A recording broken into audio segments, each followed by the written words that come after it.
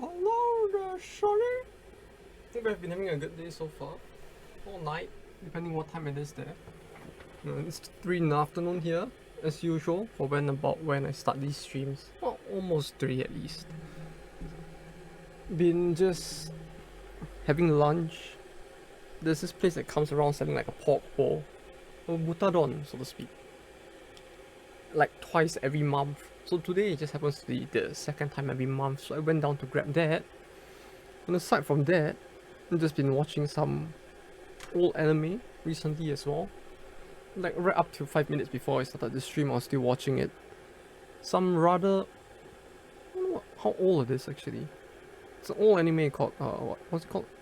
Karakuri Circus. I think I mentioned like watching it once before. I'm just continuing to watch it. Well, it is surprisingly quite interesting to say the least. Like, I was expecting some kind of corny shonen like action thing, but it turned out to be more of a well, I mean, it is somewhere between that and a more like horrific looking action, dark action thing. I don't know what you call it. Whoops, I think I bumped the mic a little there. Hopefully that didn't cause too much sound, but yeah, I've been watching that. It's quite a you know, okay, how do I put it? The first 7 episodes were kind of a very corny like action anime, and then from there it just like starts going fucking places. I have to say, like the plot was just all over. Well, not really all over the place, but like it just became a completely new show after episode 7, to the point that I felt like it went from like we gotta save the kid from getting kidnapped to like holy shit, there are monsters and demons in this world. It was a very big turn. Although I guess that could be said for many animes from the era as well, I suppose. Like most of the shonen stuff at the time had such big tonal shifts as well, if I am not mistaken, so it could be a little cliche, but the horror of watching they made it was a lot more, I wouldn't say mature in the sense that it's not like paprika, you know, it's not deep philosophical or stories, emotions focused like stories. It's more action based. There's a lot of fighting, a lot of combat that doesn't make sense like in JoJo, but at the same time there's something about that, the level of violence in it, in the bizarreness of the action made it pretty interesting.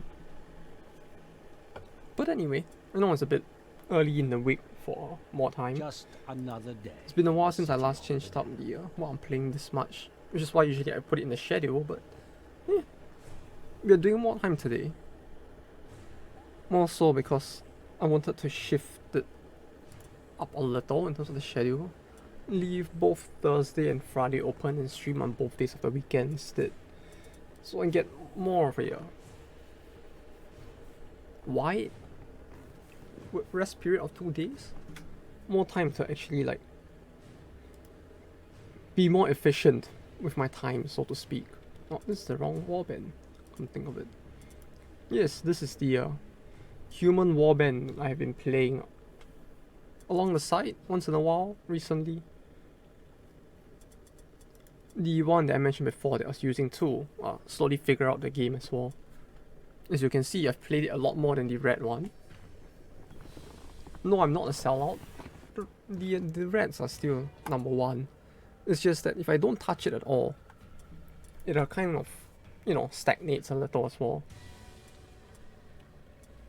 One thing I have considered doing is to just like level them up off stream.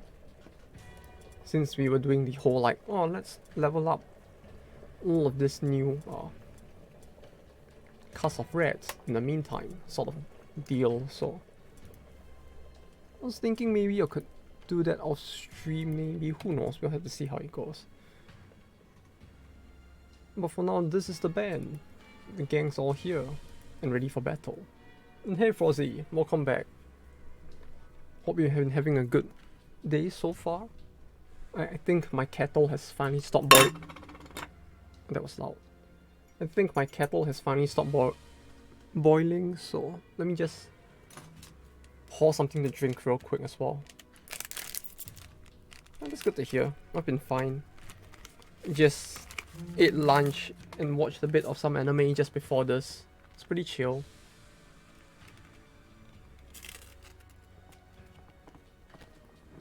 It was pretty entertaining.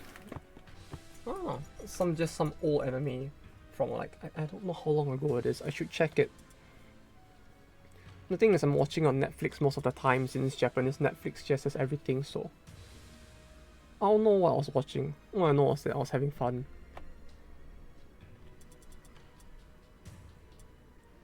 Oh, rip. Didn't know it could actually go that far that it would actually crash from it.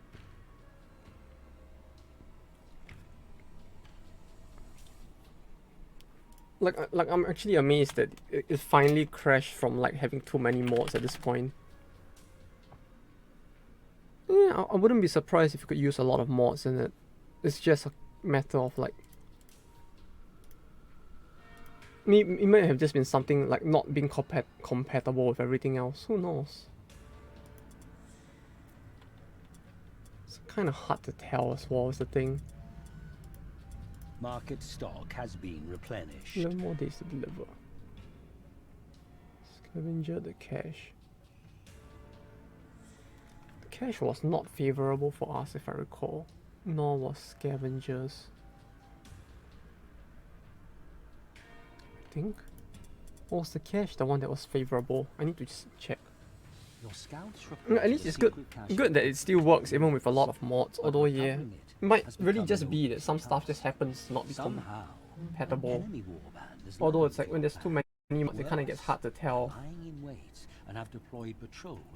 like what exactly isn't compatible as well. Like it might have just been a coincidence of two things triggered at the same time.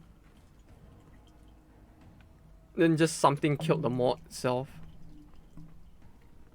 I think you can hear me pouring the coffee if I do this, right? It's like an ASMR stream if you think about it.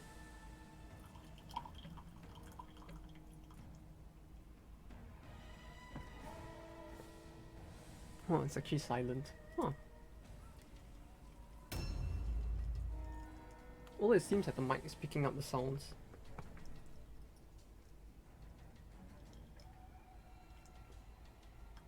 It's gonna take a while since it's like filtered coffee, you know.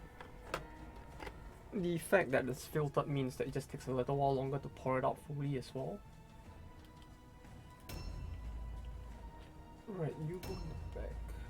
You are the big one. You here. Why would they even put them so far back? Like this game. No, put him here. You there. There we go.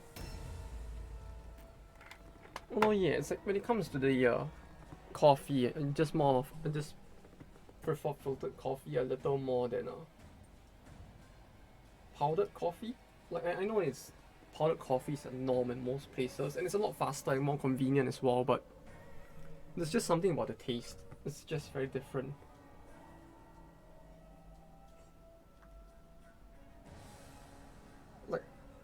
Like I'm no connoisseur when it comes to coffee, but at the very least, there's something about filtered coffee that makes it more, or rather less shitty to drink, even black. I don't know. So let me just. Oh, it's so hot. The heat. There we go. Oi. Oh, it's so hot. And I think I spilled a drop on my keyboard. But that's fine. The keyboard is black as well, so I don't think I'll be seeing it anytime soon, even though it's spilled on it. Anyway.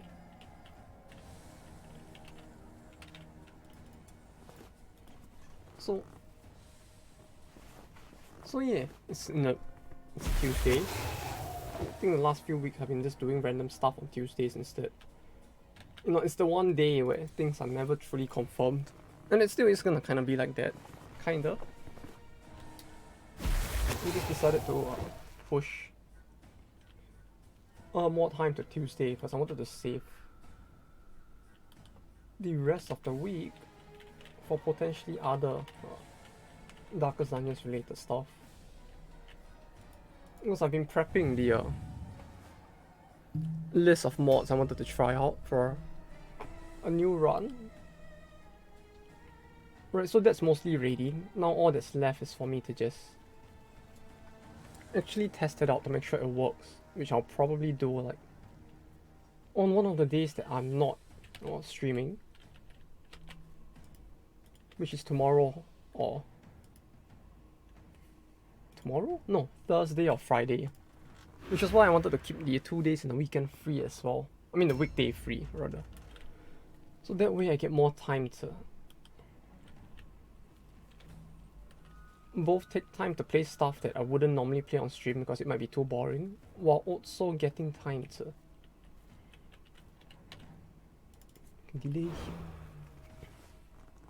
prep stuff in general. Because it felt like with 1 day in between. Don't forget to wishlist DD2 in Steam. Is it already visible on Steam? I didn't know it was visible to begin with. Like I thought since it was a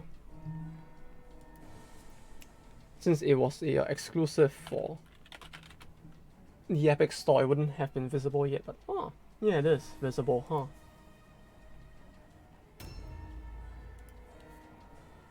Also, what the fuck? Why is the first game so cheap? Oh, it's 85% off. No wonder it's so cheap. What damn? It's really very cheap for DD1 right now. That was a bit of a surprise.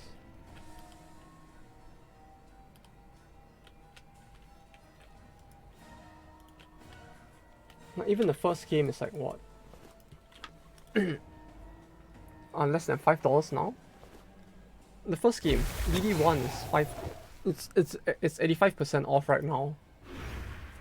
Because while I was searching for DD2 on Steam, it actually showed the price for DD1 and it was really cheap as well, so I was just exclaiming that it's cheap. It's discount, yeah, the usual Steam discount, right? Was just surprised that it was this level of cheap. Pet mods. I don't know. To begin with, I don't even see how pets would work in the game, so it's like I don't know. Look, I don't see how much it would change things at all. And the idea of it in and of itself isn't that interesting to me, but I guess I could give it a look sometime. Maybe. This pet mods. Yeah, I think I did see something about that, but at the same time, it's like I don't know how to feel about that. Like, the concept in and of itself is fine, I guess. Just that it didn't feel like it would change up the gameplay enough for me to want to use pets, but I don't know.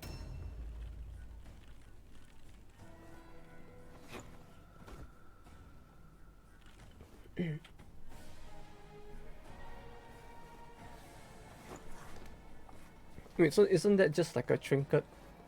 You equip the pet like trinkets. Oh wait, doesn't that just mean that it's basically a pet?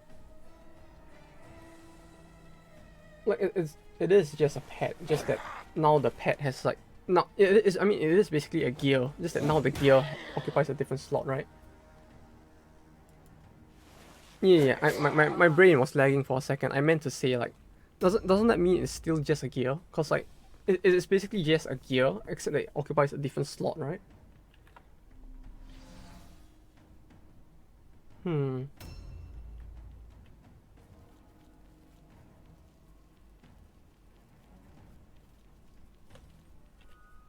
it sounds potentially interesting.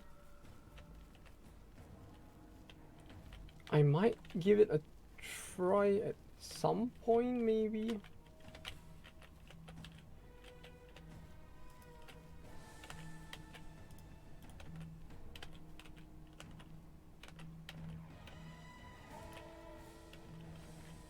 I just really need one more pixel. I just need one more pixel, huh? Oops. It didn't automatically go to streamer mode this time, huh?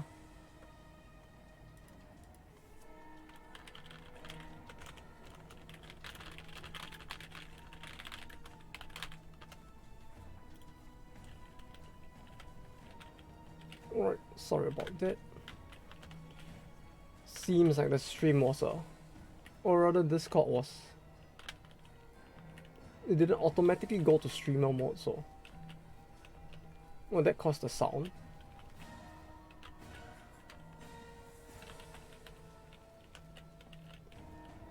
Yeah, it's a bit of a weird thing. Like, usually it's set to automatically go to streamer mode, but well, this time it didn't.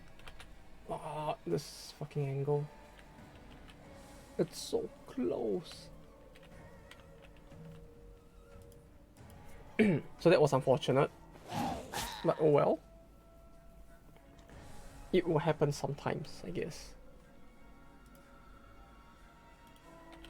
A new round has started. Just by virtue of the fact that the setting on Twitch is usually automatic. I mean, usually the moment I open the streaming software, Discord automatically enables streamer mode, so it goes into silent mode. But periodically, it doesn't do that. Right, so that guy has shurikens as well, right? From his standing pose, it looks like he's ranged as well.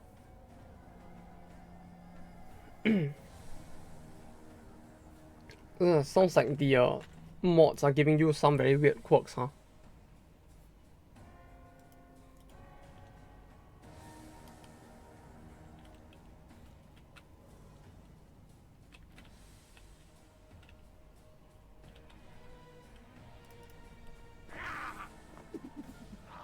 Build 35% give all resist.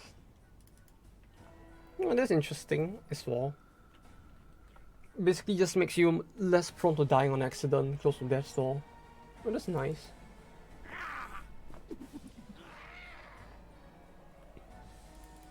%, yeah.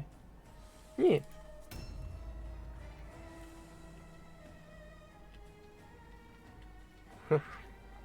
Yeah, it sounds like it's something that would really fit very well for them, huh? Would they run out there? Should have hit this guy first, if anything. There we go.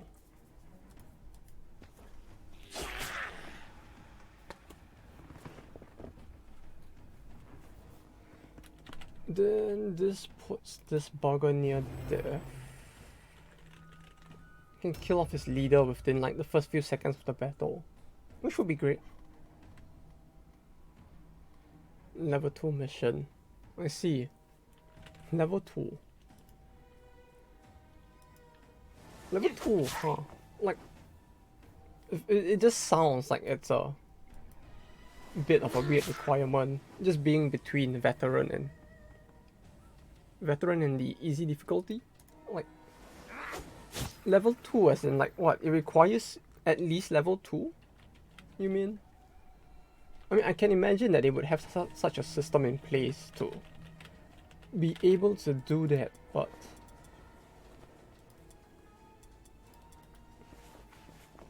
it feels weird. Like, how I don't know how it would actually like affect much. Hopefully, it doesn't affect too much at least. Logo is blue. Yeah, I guess they really just changed something. Like, I guess they really just changed something. It's just a matter of what it is.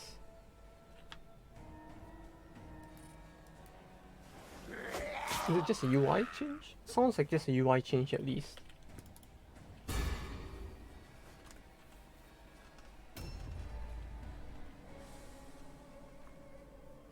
Not sure if that actually would like change up gameplay in any way, shape or form.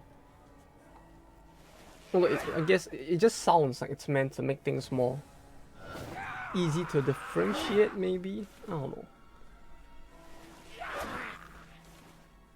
Like colorblind friendly colors or anything. Is level 3 still green though? That's the more important question.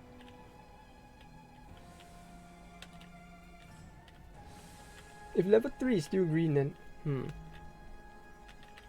I guess it really is mostly just like them deciding to change up the UI if that's the case, huh? Cause like I don't know if it doesn't sound like it would have too much of an effect on actual gameplay, but it does sound interesting that they changed that up at the very least.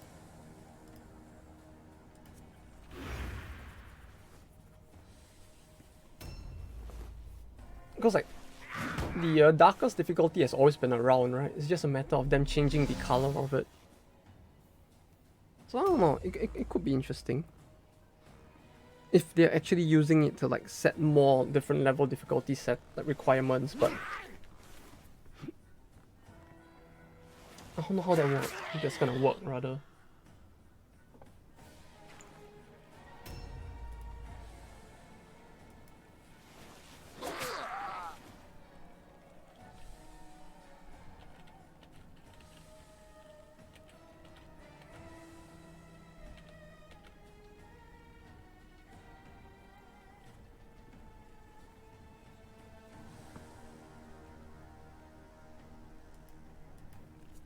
Like, did it actually manage to change anything, like gameplay-wise?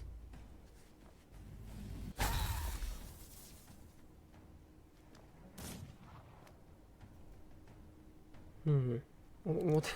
I just saw him throw a I just saw him throw a ball at me, but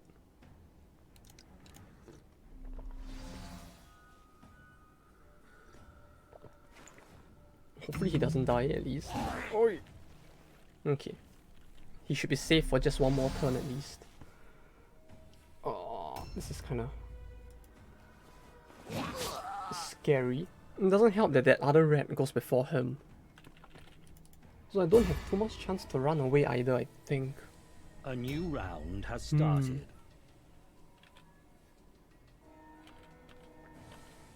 We'll take out the verminkin first, I guess. We'll just take this guy out so we can like isolate them more. Right, because the hero is problematic, but if we can isolate him, then at least he might just panic and then we might have an easier win. Who knows? We shall have to see. You can just... Oh, no, he has no space in his inventory.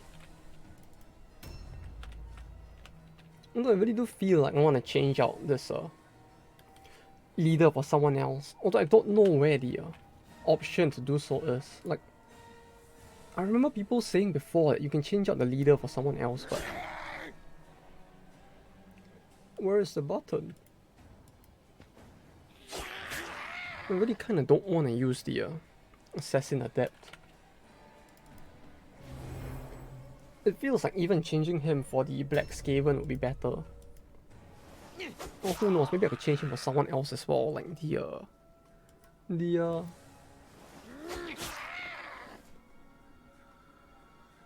Mage? I don't know. Like, I feel like I want to use the Mage more of anything, but this game doesn't give much opportunity for that either. There we go. Let me isolate him. Parry? Dodge parry. His parry chance is higher than his dodge chance, even with like light armor. I mean, clothes. Huh. Oh great, he still gets stunned.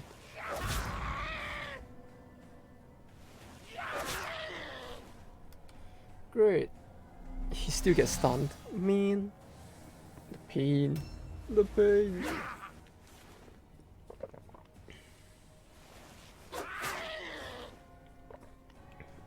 Oh, and his verminkin are higher tier than mine as well. Like, mine are still quite low level, I think, so they mostly only have like... Yeah, like this guy, they only really have like... Is it here? He was here.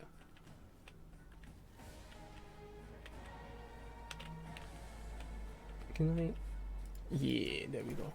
No, yeah, most of them only have like 3 offensive points, so I can't really like... swarm and hit a lot. as compared to the enemy, but I guess it might be enough still. Like, I'm just basically getting carried by my higher level leaders. Or he overall just has better, like, minion henchmen. Henchmen? Henchmen. Yeah, like, he has better henchmen. I just have slightly better leaders. Oh, that was fast. Holy shit. How long was that? It felt like that ended really quick in comparison to most, like, of the battles usually. Holy shit. Oh, that's great. Got a decent amount of warp stone as well. Weird stone, I mean. All, die! Let leave no survivor me to warband. There we go. Light wound. This is the level 9 one. Outstanding.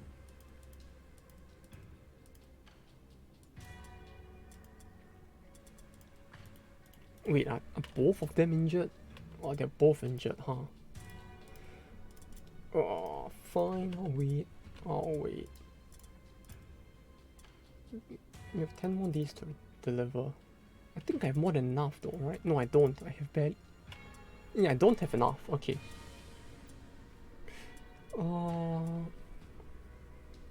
We could just wait one day, right?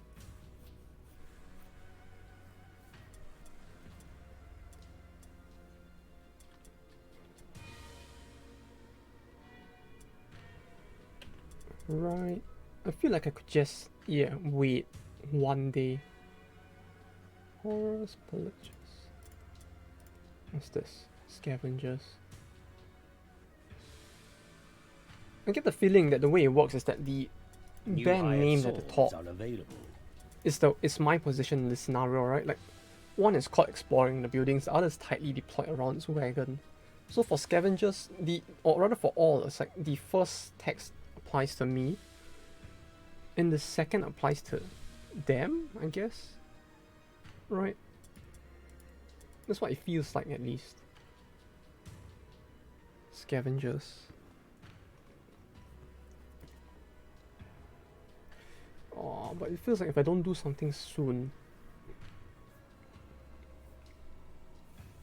I might not actually meet the weird stone requirement in time as well.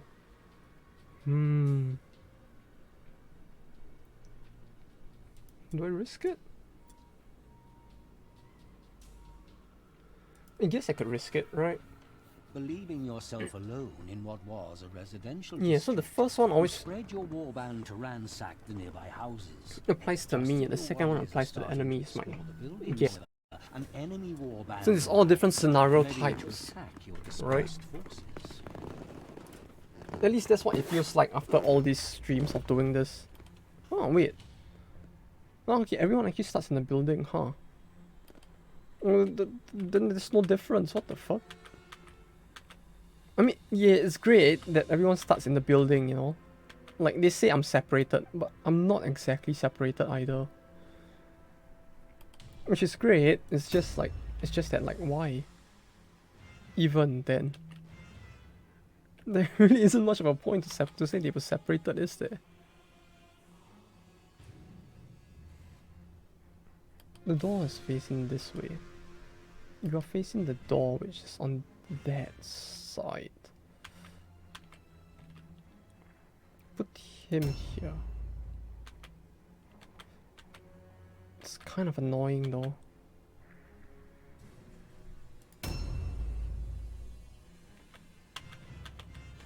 Like, the position of the door actually puts me at a bit of a disadvantage, since I basically have to run the entire way around to get out of the building. Is what it seems like.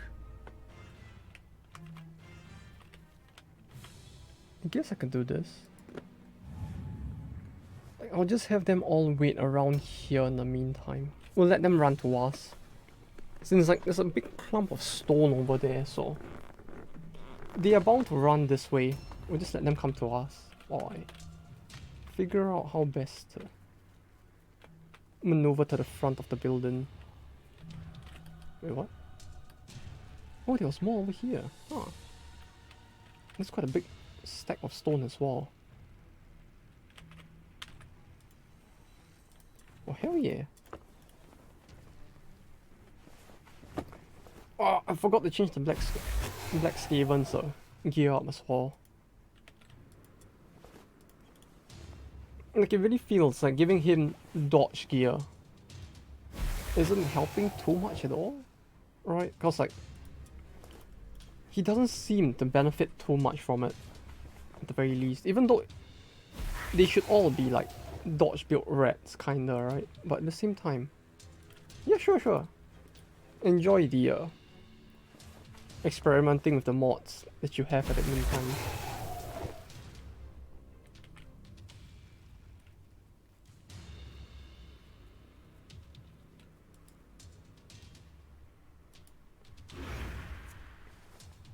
Although I'm starting to wonder, what do people even mean by lurk? Like, I'm starting to feel like a boomer for not knowing this, but like, what does it mean to lurk? It's something I'm gonna need to figure out as well.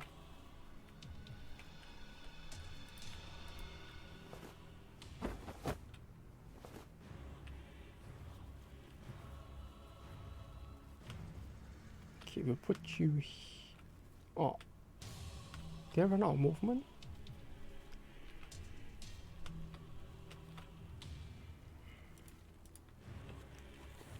I don't know, because like, this might just be me being a boomer and not understanding it, right? But like, the concept of just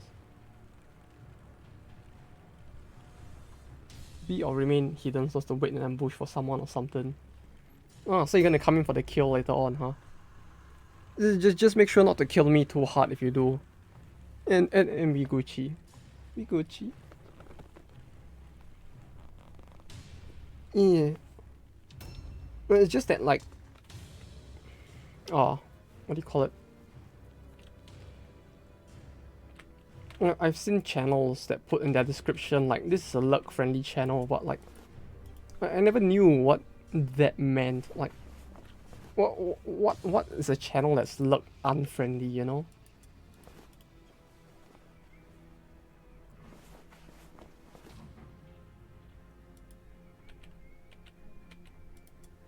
I mean, like, if a person decides to just sit in the stream and do something else while watching, they're technically hidden as well, right? So it's like,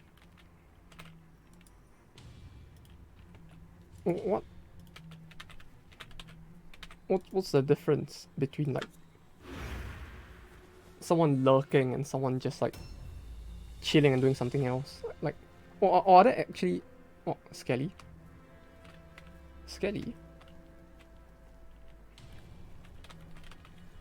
What kind of Skelly? Oh wait, no, this is Skaven.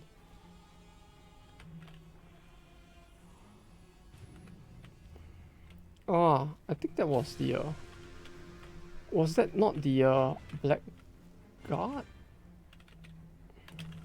No, it wasn't the Black Guard. I think it was the Flag Bearer one, right? I remember seeing that one skeleton that could do that as well.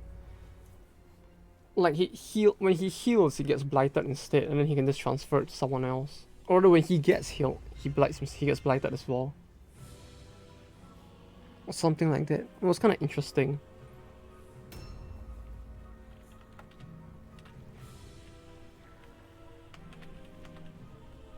Scourge.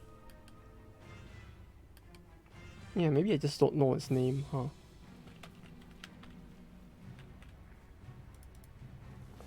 I don't know, all I remember was it looked like it was carrying a flag, and that's about it.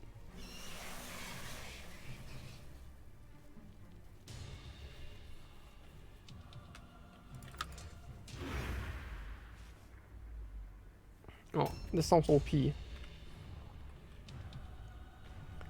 I mean, if you can actually remove the debuff, that is actually quite OP after all. Huh. I don't know what hex you got, but that is some very big hex you have there right now. Has started. Is it chaos? It's chaos.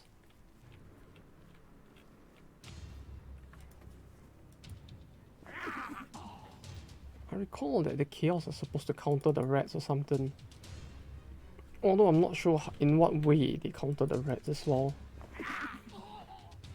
I did a bit more research about the game as well. It's like, I remember people saying that like the rats kind of get countered by the undead or chaos, in part because they are immune to poison. But like, if you don't use poison, it isn't really a problem, is it? To begin with. Like when I built this band, it was with the understanding that I... So fuck just happened. You just stun them both.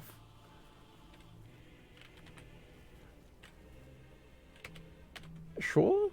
And just delay your turn. Like he just stunned himself as well. I don't know what the fuck just happened there, but sure.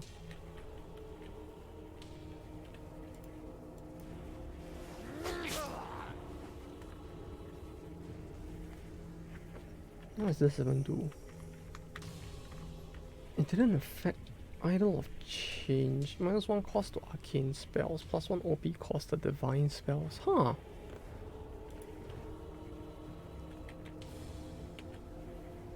I mean, that sounds interesting, but it sounds very like...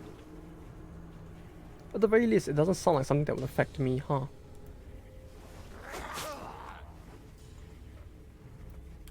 I mean, it sounds a lot like a counter for probably the witch hunters as well as the sisters, I guess. Like I can see this being useful to like stop the sisters from casting spells as frequently, but that feels like all it would probably do.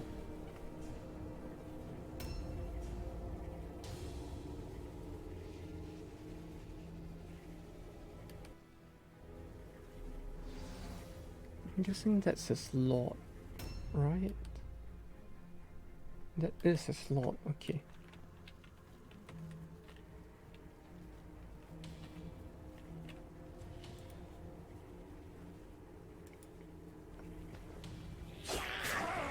So what I'm gonna want to do is to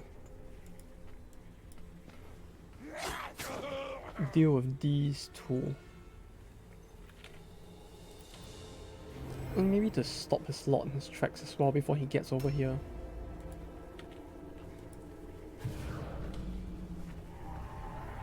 I've got to try to get rid of them as quickly as possible, maybe.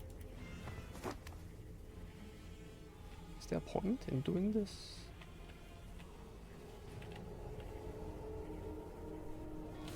I guess maybe to do something like that, huh?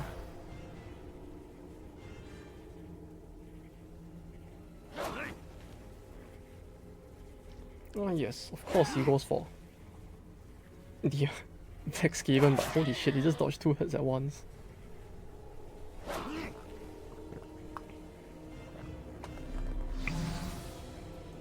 See, he's dodging a lot, but at the same time, I didn't even like... It's a mushroom. I see. Damn, it sounds like the balance is just completely broken at that point, huh? It sounds like a very OP mushroom if that's the case. Like, that's a very, very pricey mushroom. You sure that's not one of those drug mushrooms that people always talk about? It sounds a little suspicious.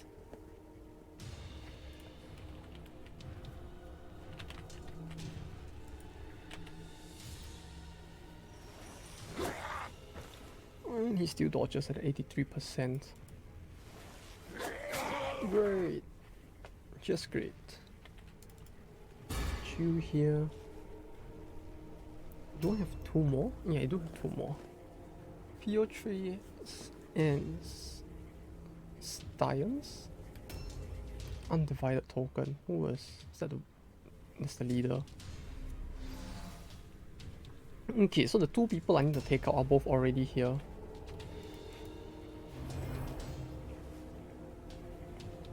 Oh, that's convenient. Oh.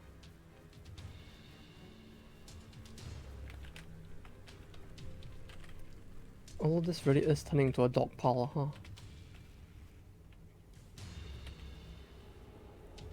Oh well, a rat pile I suppose in this case. Oh fuck, I fucked up. Rip. A new round. There's just too has much started. stimulation, it's making the brain shut down. And this side just like, yeah, maybe I don't need the chest.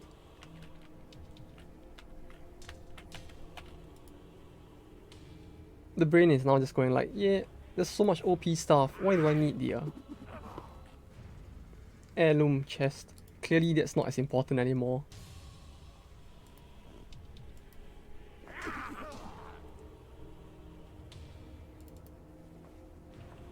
Though that is quite a big rip.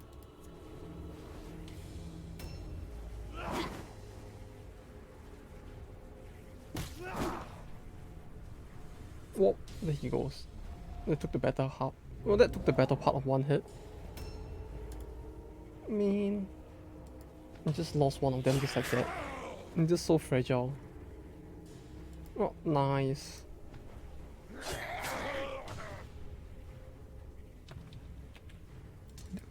He wouldn't even get the all alone roll, huh? One's down.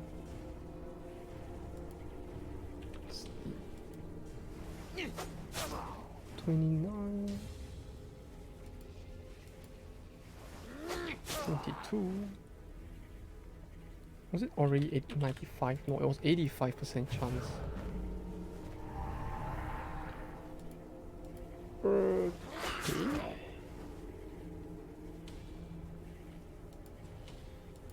All I really need to do now is to take out the leader. Okay, if that's the case, it's not too bad, I guess. Fail. You fail. Just thought, ah, that's great. Okay, you can go loot. Wait, do you even have inventory space? Yeah, you do. Sneaky, sneaky rats. Give me Objective this. completed. Right. Objectives updated. Clearly. Oh, oh, no, no. You don't want to go that way. No, no. We're supposed to be stealth rats. Not the run face first into the enemy and get ourselves killed sort of rats. No. Sneaky smart rats. Oh, there we go.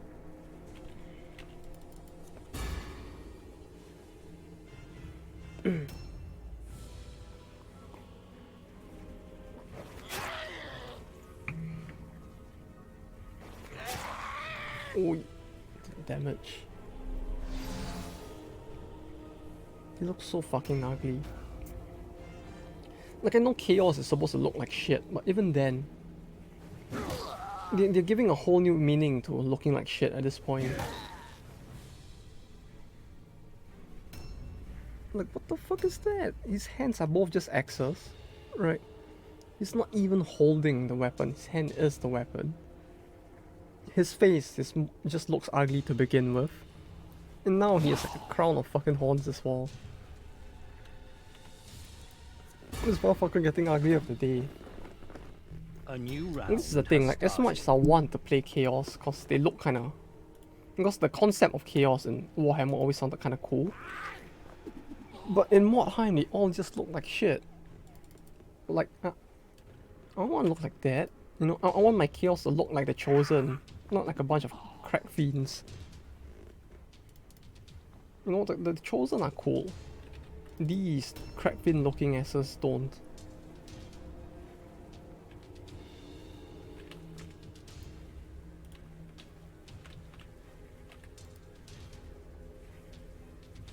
I want to do this.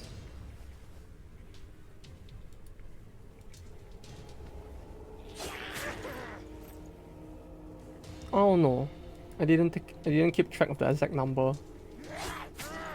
I just like downloaded a bunch.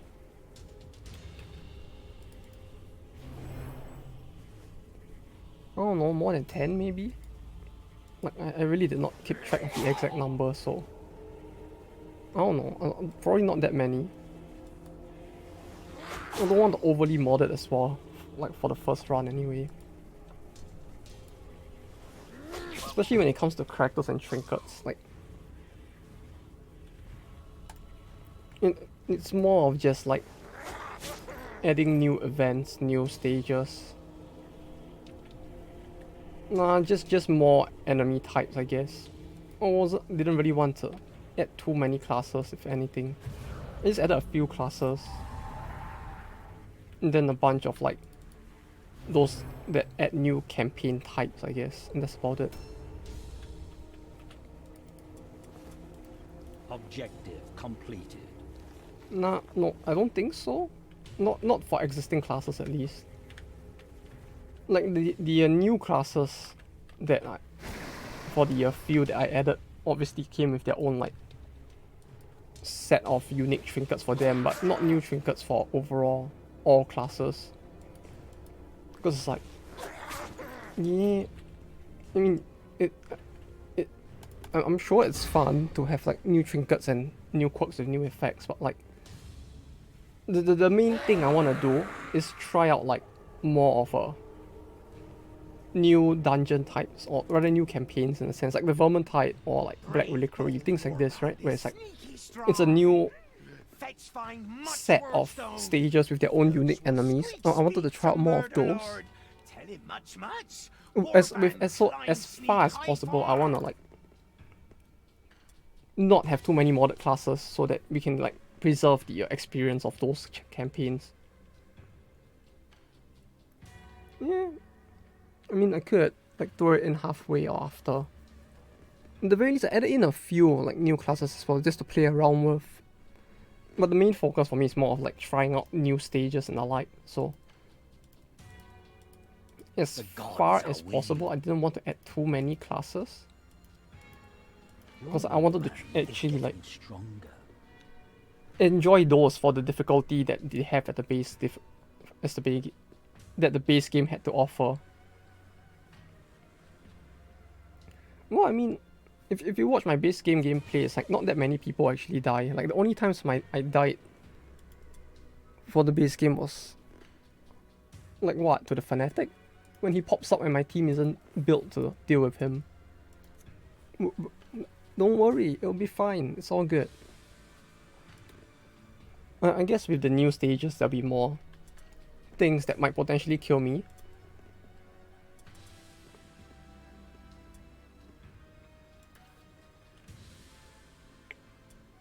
Yeah, I mean like with the addition of like new... But yeah, it's like with the addition of newer stages and bosses, it'll be more like...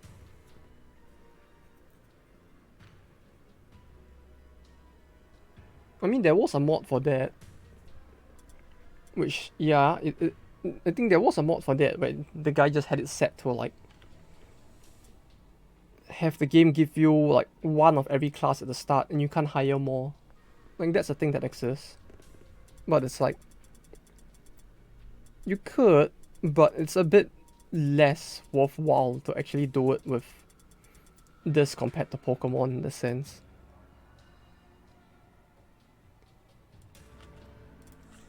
Because this, you see, the thing with something like Pokemon is that the game's a lot more stable, and grinding is actually a very real possibility as well. If you play your cards right, the game is actually so hyper-stable that like you actually have a very high chance of not dying with Pokemon. But with Darkest Dungeons it's a bit different since like the enemy skill are like the skill patterns of the enemies are a lot more RNG as well. And if you're gonna try new dungeons completely, there's a higher chance of people actually dying because you need to actually experiment.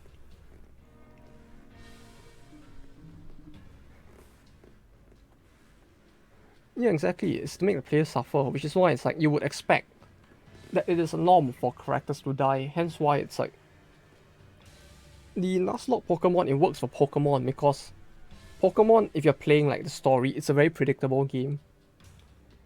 You already know from the start like what typing beats what, and if you outlevel the bosses and if you outlevel your Pokemons enough, you are guaranteed to kill everything in your way. But you can't do that with something like Darkest Dungeons, which is why it's like, yeah, the chat you could do something like that with the challenge. It's just that you have to play very cautiously, which with Darkest Dungeons it means it just that the game will go a lot slower as well.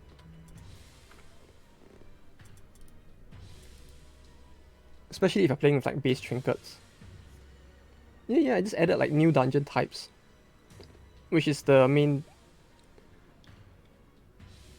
I would, but at the same time, it's like if I'm gonna add new bosses and new stages, it's like I don't really want to do that at the same time as that, cause like if I'm gonna have a new like completely new like region with new enemies and new bosses, and I'm gonna do that at the same time, it's like I can't really experiment and like figure out the bosses. I mean I could, it would just take a long time because like every single battle I need to like pull out. Yeah, because it's like this, which is what I'm trying to say. Because it's like with Pokemon, it's easy to know the enemies. Because like if my typing is good against his typing, I just take half damage and he takes double damage. So it's like I can easily like constantly hurt the guy while taking very little damage. Especially like when you talk about the gyms in Pokemon, right?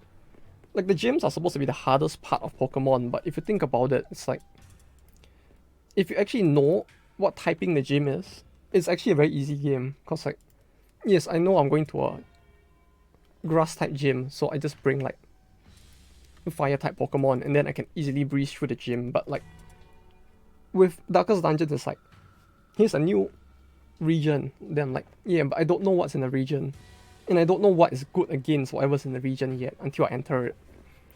And when I enter it, I still need to figure out like what are their skill types, you know, like how does this enemy attack and things like that, which end up taking a lot more time to like time and failure to figure out, I guess. Like if I'm doing like the base game with no other mods, then maybe I'll try something like Nuzlocke. Like it sounds like the kind of thing you would want to do when you already know like the bosses in the game. So it's like if we're doing like just vanilla base game and we're doing that, I might consider doing this just for the fun of it, because like with the base game I more or less have some level of understanding of how to play the game.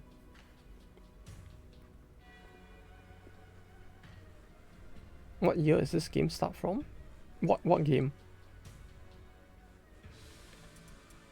It follows their own calendar, not our calendar, so I don't, it's just a random number. Mordheim? Kinda? Like it doesn't, this doesn't follow our calendar, it's just like in-game. They have their own like set of day dates and a year system.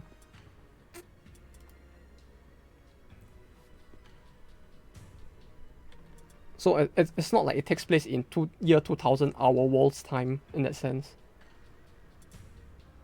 I don't remember. I don't remember. It hasn't been a year in game yet, so I guess 2000 might be the year it started as in the game. Like I don't know how I'm supposed to check that. Warband management. I think there's a profile page somewhere. Although I don't remember where it was.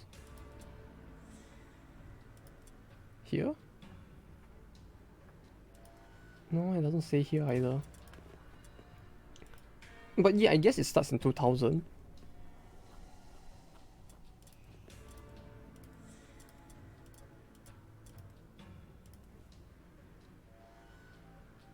Ah. Yeah, I see. Yeah, no worries. You see, the thing is, I never paid attention to the date in game until you mentioned it, because it's like, usually this doesn't do anything to actual gameplay, it feels like. So I just look at it sometimes and I'm just like, it's Sigma Zeit, whatever that means. Because I don't even know the Lost calendar. All I know is that there is a calendar. And it's just like, Doki Doki does. Yeah, but that game does it in a very interesting way, at least. I don't know, that game, like the way they coded it was very interesting. Although it did make it feel a bit like a malware, how it operates at times.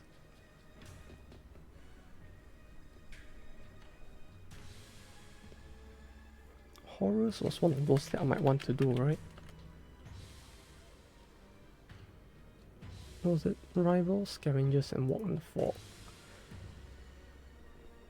But horrors sounds tempting to do. Like, it was a very cool game though, like. I did enjoy Doki Doki quite a lot. Wait, dodge is supposed to be higher, right? But why is it that parry ended up higher? That was weird.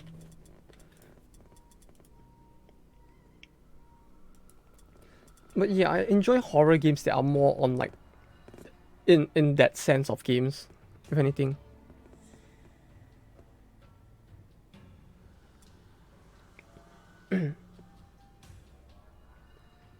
Oh yeah, there are a lot of games that do that. If I recall, like even like what was that game? That one Nintendo game did it as well. Animal Crossing. Animal Crossing did that as well. Like if you just like leave the game for too long and then come back, they'll be like all like, oh, where have you been? We couldn't live without you. Yeah, he's back. You know, they start to do that as well. Yeah, they did. Animal Crossing had that as well as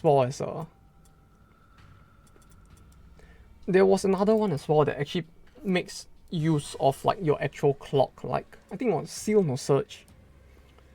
Seal No Search was interesting because it was the one like PlayStation. A hideous manifestation frightened your warriors and scattered the what now? your warband. The only other one I know that really did it, that really made use of it, was Seal No Search. Because for Seal No Search, you actually needed like online connection all the time to play it, because like think of it this way: Seal No Search was basically a dating sim with like a bit of adventure segment behind it. But the way it worked was that for Seal No Search, you kind of had to do everything in real time, which was kind of interesting to me, at least. Like all your interactions with the character would happen in like your timing, so you had to set like, if you're gonna go out on a date with the character in the visual novel, you have to set it according to like your own timing, and you actually have to turn up at that timing of your day. And if you don't turn up at that specific timing, they'll be like, oh, why did you miss our date? And stuff like that. It was kind of interesting.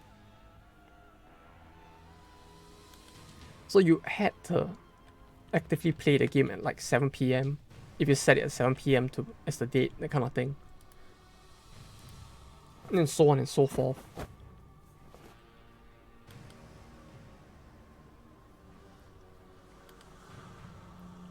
I don't know. That game did it in a pretty interesting way as well, in my opinion.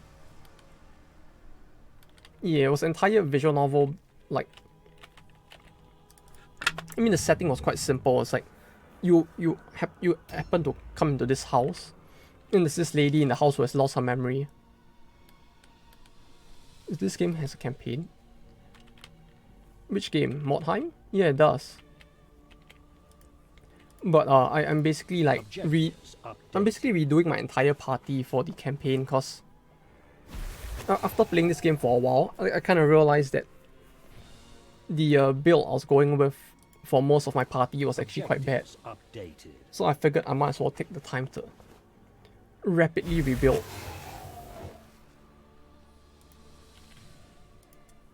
So now I'm just slowly rebuilding the entire party instead.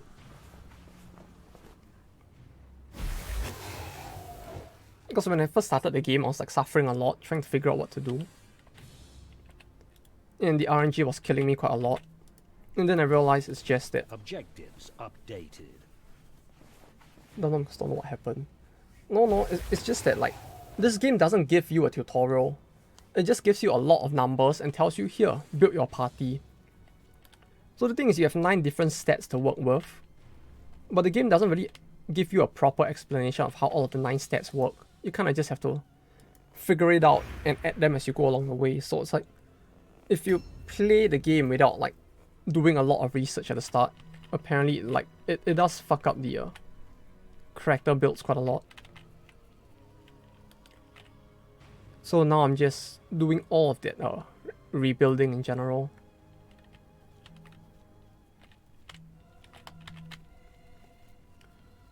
Because like you have both like dodge and parry, and dodge and parry are both like used in by different characters and have their own like sets of advantage and disadvantages. But like you actually need to like take into account all of these when building the party at the start. Otherwise, like giving everybody, DD is more kind. Yeah, DD is more kind at the start, in that sense. Well, you see, the thing is, as much as we like to meme that DD makes people suffer a lot, which they do, you know, the systems are made to make people suffer, but the difficulty curve is not as steep. Because, as in like, it's easier as a new player to learn what to do than with this game. Even though like the new player will probably still suffer a lot. Well, I mean, it's the same for both. This game's main problem is the fact that they give you a lot of stats that you have to add yourself. Like, DD is like, when your character levels up, you just level up. Then when it comes to gears, like, the gear is a linear line, right? You reach level 3, you get level 3 gear. You reach level 4, you get level 4 gear. It's very simple, the progression itself. What's difficult is the risk management in the game. With this game, it's the difficulty comes more in the character building, because like objectives updated. Yeah, you just customize the trinkets at most. It's like, it is complicated. Like, because like new players will definitely not understand like what is the optimal trinket to use, because they won't understand how the stats work. Like dodge is an accuracy, right? This tool is like, it may not seem as important to a new player, even though these stats are quite useful. So the new player can easily pick up the game, but it will still be hard for them to master. With this game, the main problem is that it's a bit easier to master, because at some point it's just you build in a certain way and then you just play it. But it's a lot harder to pick up because there's no like good tutorial to explain how the systems work. It's like until like when Lord Ramon came along and explained like the actual systems, like nothing in this game made sense to me. Like even the way that the accuracy works is a lot more confusing, right? Because you have two different accuracy checks in this game. A new round has started. You roll for melee resistance and then you roll for dodge slash parry. Dodge or parry after that. Which means that there's a lot more like calculation going on, which as the player, we don't get to see how all of these systems work together in this game. So at the start it's a bit more complicated, because since we don't understand how the systems work together, we won't know unless we go and look for a guide what's the best way to add the stats, because you have to add the stats yourself. It's like playing MapleStory, you know? Where it's like, yeah, I need to give this guy like +5 strength, and then give that guy like +3 intelligence, but like, the game doesn't tell you like at the start what each of these stat does. I mean, they do tell you, but it's a lot harder to see how it works together. So for me, I thought like, you know, the rats are sneaky, so they should take dodge instead of parry, for example. Because they have a very high like stat. The stat that you can increase to increase their dodge is a lot higher than their parry stat. So I was like, maybe they all should just use dodge instead of parry. And then I realized no, then after playing this game more, I realized like no, that doesn't work, because like if I do everybody with dodge, if I get hit by an enemy that counters dodge, I'm just screwed, right? Because like then my whole party basically is just gonna eat shit and die. And it's like, yeah, I could go all parry, but the reverse also holds true. And if I go full dodge, then everybody turns into a glass cannon, so I don't really have a tank per se. Well, there's a lot of this kind of like things going on in the background that if I'm gonna sit on stream and play, if I only just sit on stream and play this game, it's like it's very hard to pick up on these nuances without someone explaining it, which thankfully he did. Then on top of that, I just played the game off stream as well a bit, and I figured out all of the nuances like those. And that's where I realized that, yeah, the stats I built them with were not the best stats to have on every single character. So I figured, yeah, I'll just take the characters that are already like kind of injured and not working very well and replace just those people with new people, and then I'll use that to like do the campaign. So yeah, basically last stream and this stream is mostly just me like slowly trying to rebuild the team from scratch. As much of a pain as that is.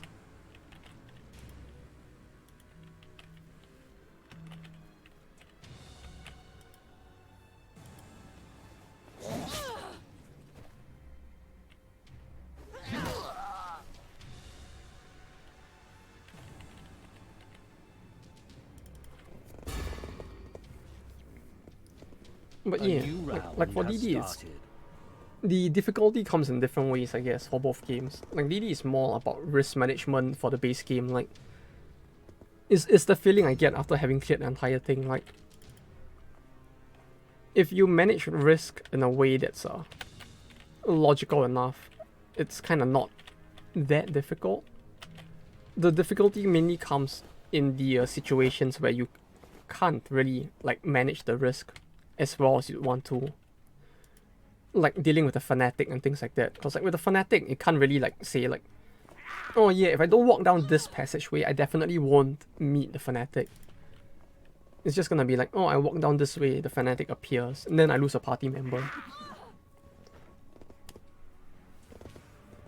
But when it doesn't come to like things that are fixed like that, the game is typically a bit more forgiving, I guess.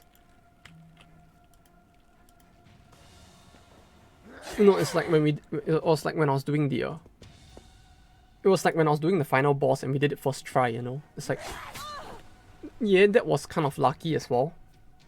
There's quite a lot of luck that went into that, but at the same time it's also like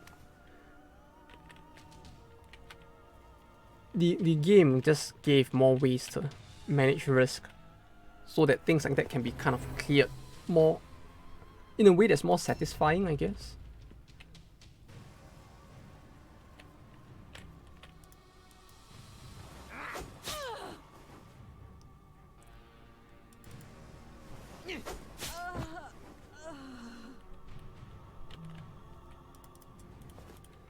Okay, she is dead. You are not. No one is ambushing the door, but where are they even? I don't even see any of them on the map. Okay, sure. Why not?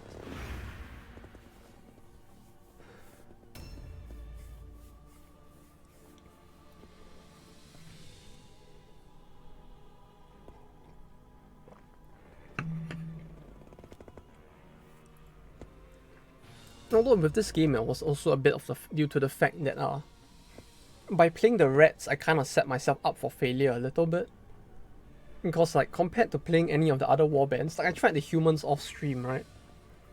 And the humans are a lot more straightforward to play than the rats. So it's like, yeah, if I had played the others, it would probably have been an easier time as well, you know? Objective completed. It's like playing DD and only using very specific classes. And the set of classes that I picked would have just happened to be like the most dysfunctional set of classes. Picking the rats in this game is kind of like doing that. But, you know, it's the rats. I had to do it. They are like the most interesting race in the entirety of like Warhammer lore. In my opinion at least. Like, these are rats that are just like hyper advanced for like the world they live in. Although I guess the rats in this game don't really show it as well.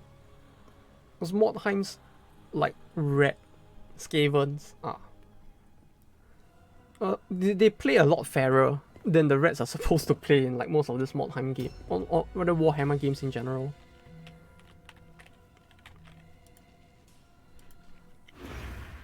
Like when you actually start to see that the rats actually have things like flamethrowers, nukes, grenades, machine guns, muskets, you know, like the rats are actually very advanced, more so than the humans at sometimes in this game.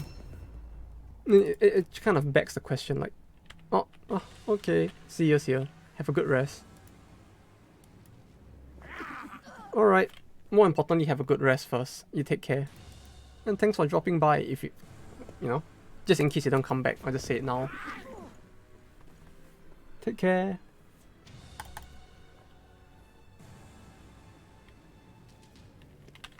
Right, so I'll just have you stand over here.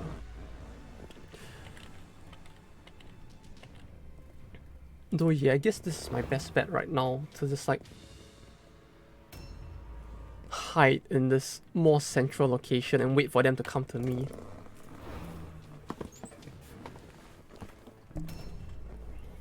I wish this game had the what do you call it? I wish it had something like Battle Brothers, you know, where you have the end turn for all characters button or something like that, where I could just like preset to have every character end their turn immediately on their turn command. With like a I don't know, dodge or parry stance or something. That would be very convenient if they had that. Because sometimes there are turns like this, especially with the AI. I mean, with players, it might not be the case as much, right, in PvP, because you might really want to contemplate how the players would act, especially since they wouldn't run in as brain dead as the AI would. But casually playing with the AI like this, there's a lot of times I would just wish that like I could just rapidly just end the turn for all characters and then just wait for them to do something.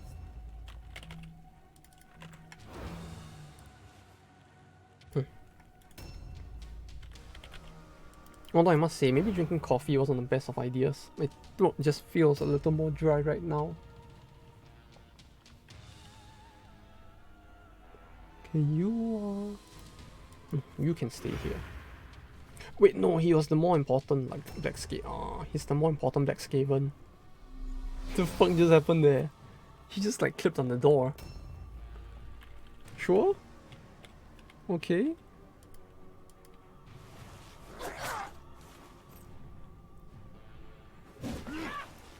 Okay, this is good. She has no more points. Okay. Yeah, this is actually good then. We basically just want to ambush them as they come through here. We gotta use that Skaven numbers advantage as far as we can, right? So we basically just want to swarm them like this. Or rather catch them in 2v1 situations where they can't exactly fight back. And then we should be good, I think.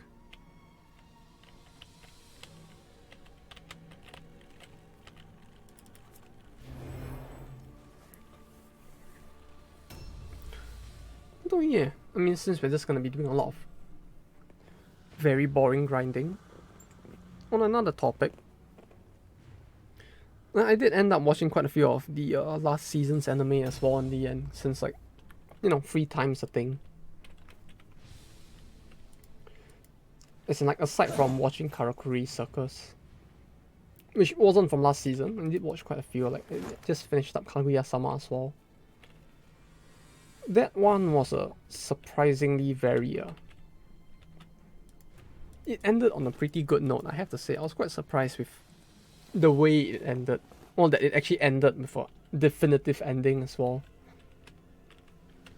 It's like there are many times where I mentioned it as well, like the anime feels like a lot of memes, but like a new round memes aside, it does actually like reach a point where the story is wrapped up pretty well, more often than not, with that one.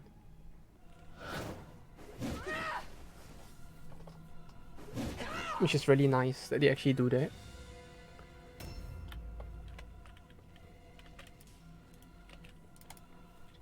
Which, that's it, like the funny joke moments are all done, executed pretty well for joke moments. And aside from those, the actual like serious emotional scenes are pretty good as well. Lord Ramon, good morning. Hope you've been having a good day so far.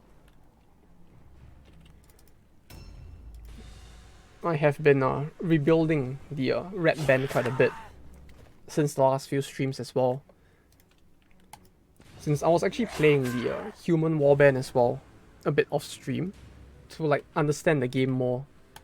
And then I realized that like yeah, there, especially for some of the henchmen I had, their build was a bit disappointing to say the least. So I started to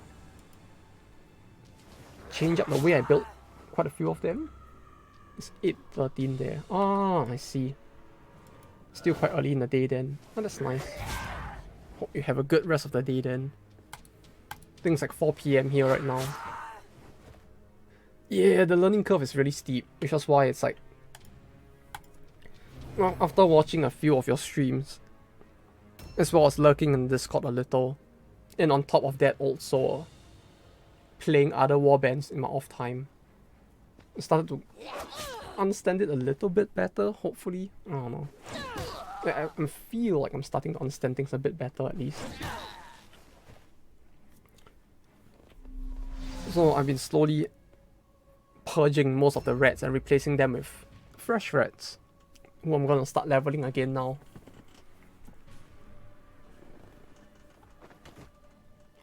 Since to begin with, quite a few of the rats I had were already quite crippled from getting their shit kicked in too often, so figured now is as good a time as any to replace them with fresher rats who I can just rebuild to be more efficient maybe. Because like initially when I first started this game, I thought that building everybody with a dodge build would be fine, since like the rats do a lot of dodging, but that made them also very susceptible to like dying very quickly when they actually get hit. So I've taken the, what do you call it? Toughness 9, right, that you mentioned before, to get resilient to hard. I've just been trying to get that first. Although with the rats, sometimes I still feel a little confused, cause like, I'm not sure if I want, whether building dodge or parry specifically is actually better for them. Like, it feels like both dodge and parry have their individual like pros and cons, but it's kind of hard to figure out like what best to use for which rat. Like, I feel like a mix would be better than just relying on just pure dodge on all rats or pure parry on all.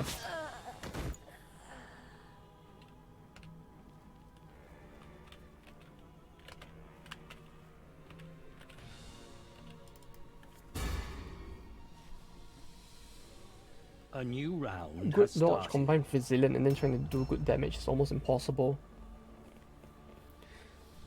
Yeah, that's what I've been feeling as well. Like, I managed to do... when I first started the game, I managed to get some of them who dodged very well, but at the same time, them dodging well meant that their damage was pretty shit. Like, at some point I felt like my damage output was like half of the AI, which meant that I just kept getting my shit kicked in as well.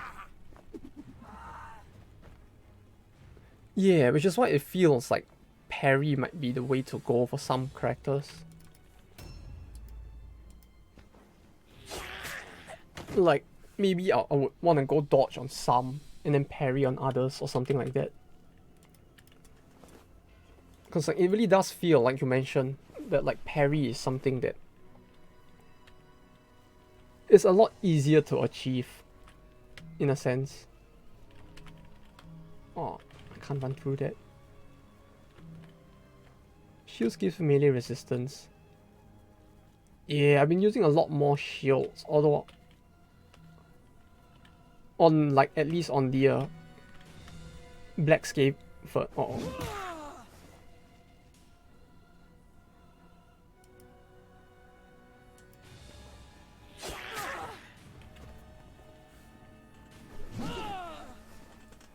yeah, I saw that the shields gave melee resistance as well, which was quite convenient.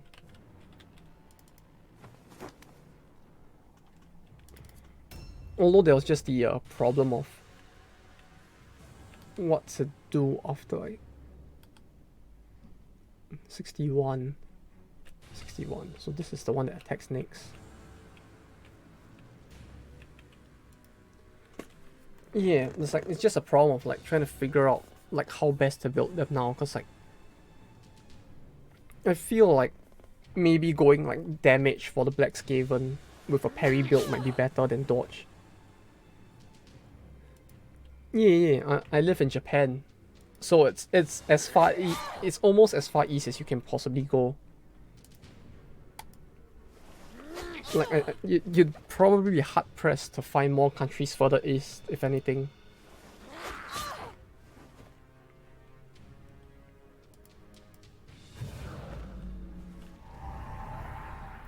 Which also leads to some very funny delay when I try to watch streams at times, cause like when I start watching your streams, it's fine at the start of the day, but then it slowly like just devolves into me being like heavily delayed in the stream. Updated. Oh, the scum! She took my word stone. Visit Japan? Ah, Japan's great if you actually get the chance to visit. There's although it's, if you ever do visit, if you're the kind that likes to go like mountain climbing or trekking or to very nature filled places, it's very recommended to drive instead of walk.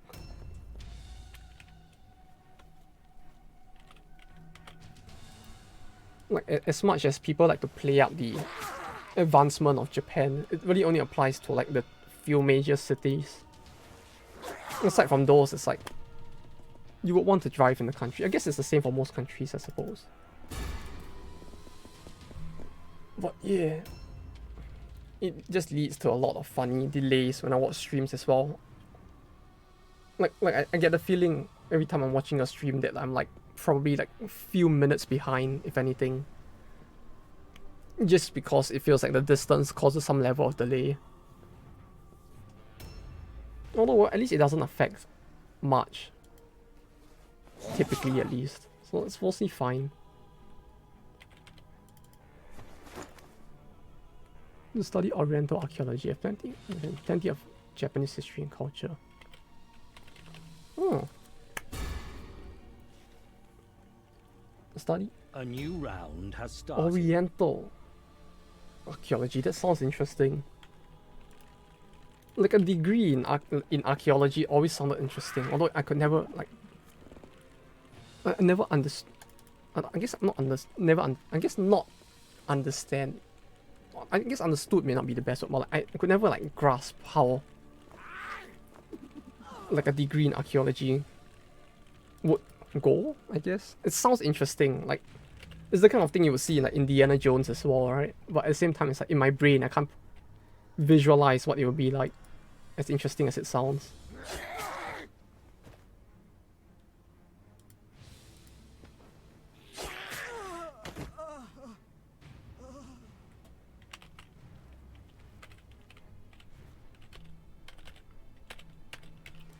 Oh, that is interesting though. That you actually got a chance to study that much on Japanese culture as well outside of Japan. It feels like typically in general, this kind of stuff doesn't get out of Japan as much, in a sense. Uh-oh.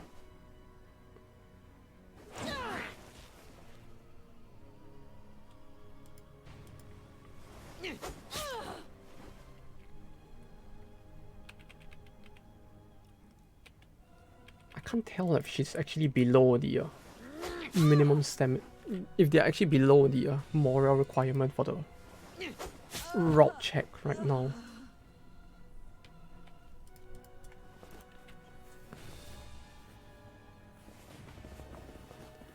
No, I can imagine, yeah, after like studying about his Japanese history and culture, the trench at Qing's massive tomb, speaking fluent Mandarin. Oh, bless that. If you actually manage to speak fluent Mandarin, well, you're probably better at Mandarin than me, at the very least. By miles. Oh, I actually want to see the tomb as well, to be honest. Like, it sounds really interesting.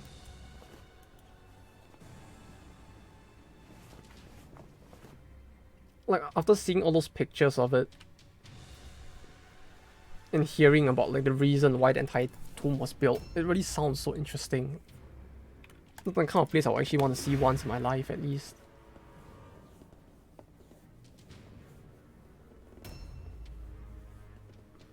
No, I guess with that degree that you got in London University, it's like you would probably actually like get quite a lot of opportunity. Do they actually give you a lot of opportunity to travel to the east? It feels like you would get a lot of chances for it as well. And thank you. Yeah, this actually went better than expected. Although one of my rats did get slapped a little too hard. I hope he doesn't die. But, this is... A new round has started. Where is she?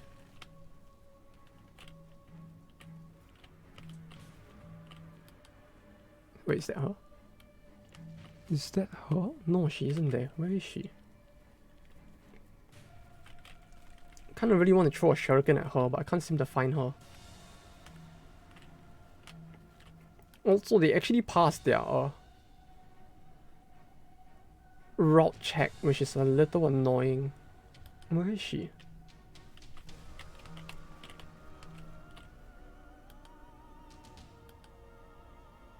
Is she in? Oh. That was close. I feel like I almost ran into it. Oh, this feels a bit too close for comfort.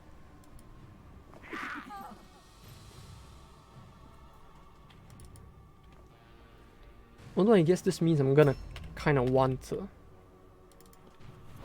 actually hold her in place while I get the last of the word stone, right? Since the game was kind enough to actually cause this situation.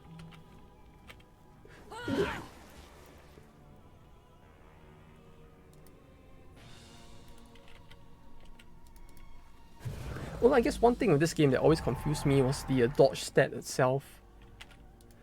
Like, the way it works, I suppose dodge only really triggers if I'm in dodge stance, right?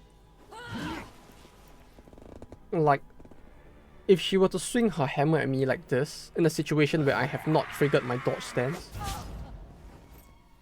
I won't actually use the 70% dodging calculation, right? Teach Feng Shui and other Taoist stuff in the PRC. Oh, that's great.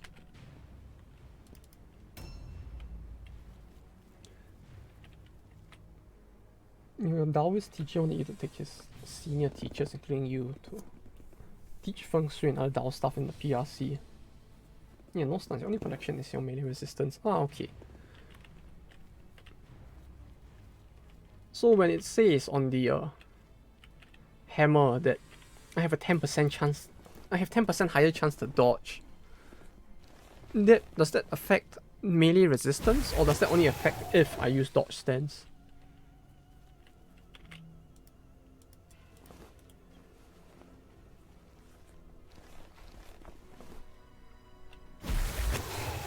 Well, as long as you don't have, like, the pronunciation that John Cena did in that meme, literally dodge. Okay, so the hammer is actually a bit better than I thought it was, if that's the case. I got it. I was always under the impression that the hammer was, like, a bit shitty just because of the dodge 10%, but if it only affects when they're in dodge stance, it's a bit better than expected.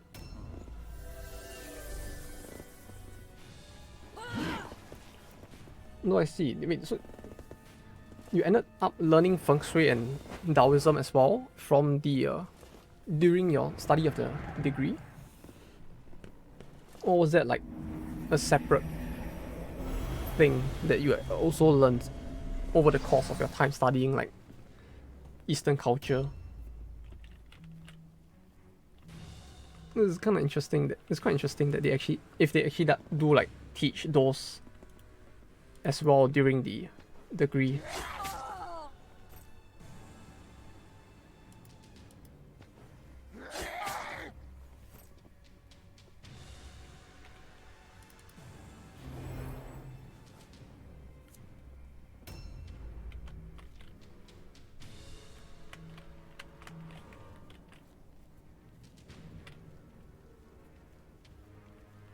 We go over here and like run in from here.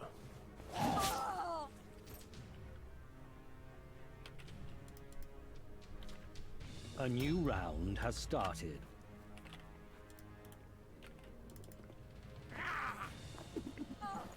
Though this battle did actually go pretty well. One down the side.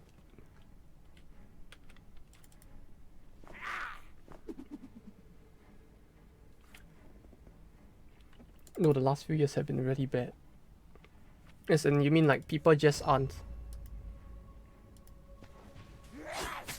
As in, there just aren't as many followers? Or you mean like more people are just like not believing in it in general? Because I can imagine in the West at least, there would be a much smaller community, or rather there'll be a much smaller proportion of people who would be willing to in feng shui. Ah, yeah, that's true. Yeah, it's very true. Like you can't actually go, because you actually need to go down to like the site of the person's home in order to do most of the like feng shui calculations, right? It's like, it's not really the kind of thing that can be done online, as far as I recall at least.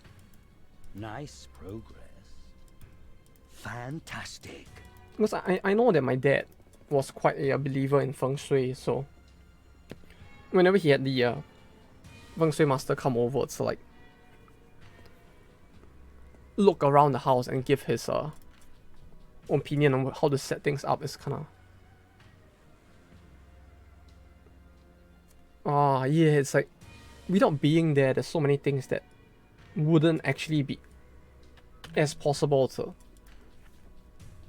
I don't know if calculate is the right word, but yeah, they just things, most things are just harder in general to look through, if that were the case. I can imagine.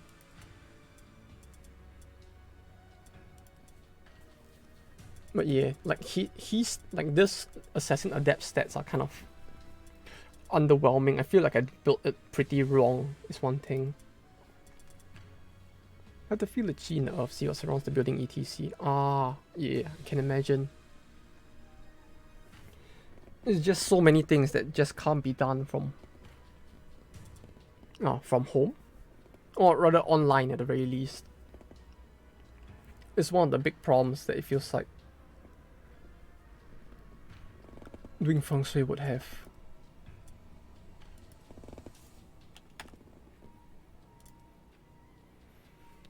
Like, yeah, this guy ain't getting resilient with this kind of toughness. The most I can do is just give him a knife.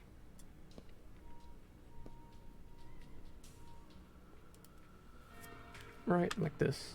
And hope for the best. Build weapon. Something many people do is build accuracy over weapon skill. Accuracy does not help in hitting. Yeah, accuracy is more for critting, right? If I recall. Like it's the stat that will want to have more later on, so if we want a crit build or something, right? Was it? Yes, crit hit chance and dodge bypass. So it really feels like it's more situational as compared to weapon skill. Like it feels like weapon skill is probably the first stat to get, and then they start to build like accuracy after. Although I need to like slowly figure that out as well.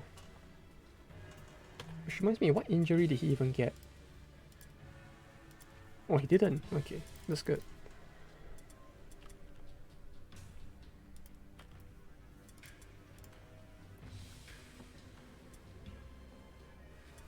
Although yeah, I guess my problem now is like trying to rebuild all of them from scratch.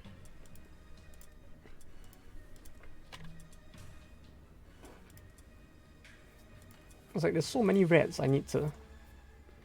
or that I'm actually trying to rebuild now, rather. I'll give you this for now. And we'll give him the halberd. And we'll give this one the sword. Right? Like this. Yeah. This might be better.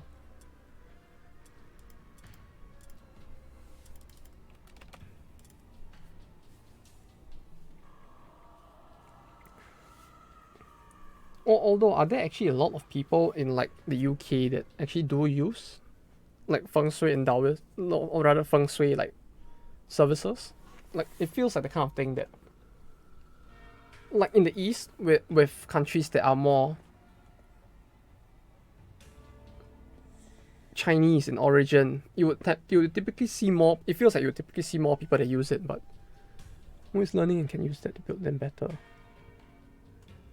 The game seems to be played almost like a race sometimes. It's hard to sell in the UK. Yeah, I can imagine. Like, it's hard to get people to understand that this isn't a religious thing as well. It feels like people might just mistake it for some religious cult thing instead of what it actually is. It's one thing I always worry about with like this kind of things in the West, cause I don't know. This might just be a stereotype, and I might be mistaken, but it just feels like by virtue of how like religion and just like these not really religious but more like philosophical beliefs are different. A lifetime to learn it all. Yeah, I can imagine. It really feels like the kind of thing that in the West especially, like the distinction between something like this and religion is a lot more, it's not as well understood, I suppose. So it's like it feels like some people wouldn't just, like many people would just dismiss it as something shady instead of trying to actually understand what it truly is about.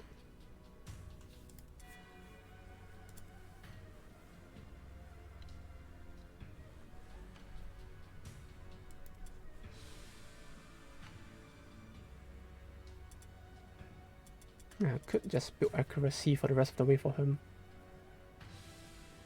Spend 6 days a week for 14 years with his Sifu. Oh, yeah, that's a lot of. It really makes it. Yeah, can really understand. Can really feel from it that it really takes a long time to actually pick up and understand it, even to just like a medium extent. Like even just to like begin to understand it, it would take so much time and training.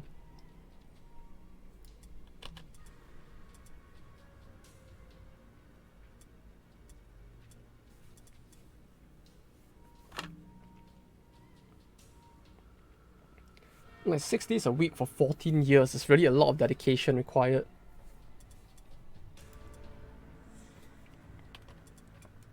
And it feels like the kind of dedication that, since it's all behind the scenes, people just don't know how much actually goes into it.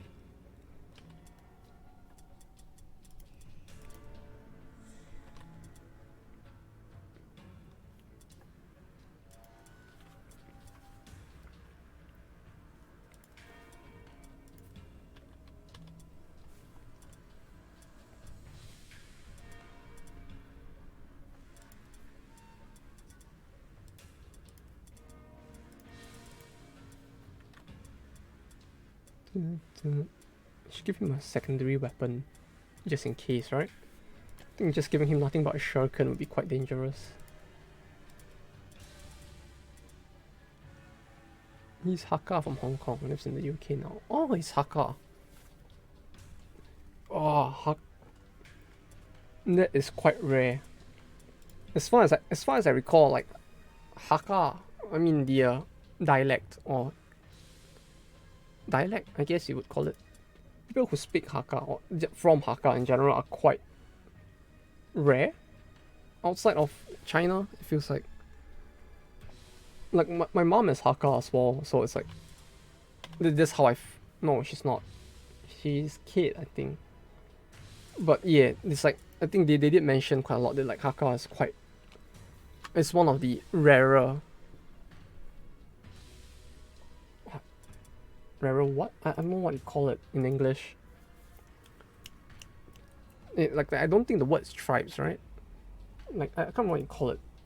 The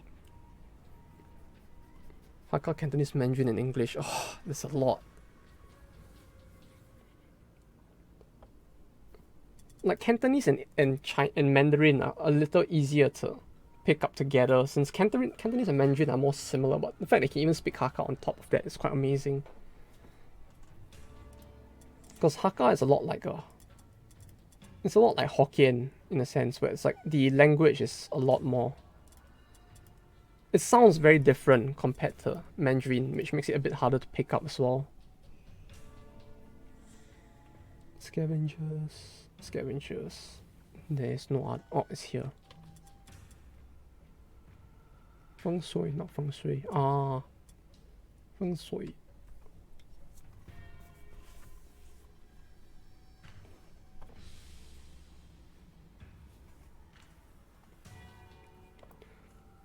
So I guess in a sense you would have picked up some level of Cantonese as well, right? New hired I think that would be the best way to surprise people.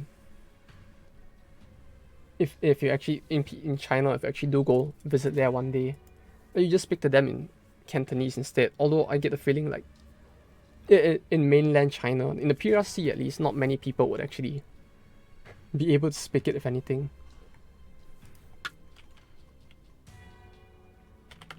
Wait, it was visions. No, rivals, scavengers, and walk in the fog. Or hunter and prey is also okay. Right, so scavengers.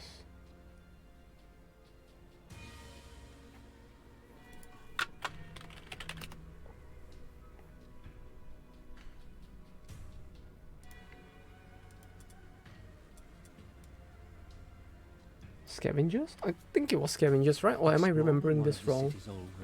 You said it was still okay to do, or preferable to do. Another warband is looting the nearby buildings. Dispersed in the ruins, the scavengers present an inviting target for your warriors as they deploy near your wagon. Ah, I see. Yeah, I can't remember which it was, cause like I know there's scavengers and there's the other one is the reverse of scavengers. So I was just like trying to remember which it was.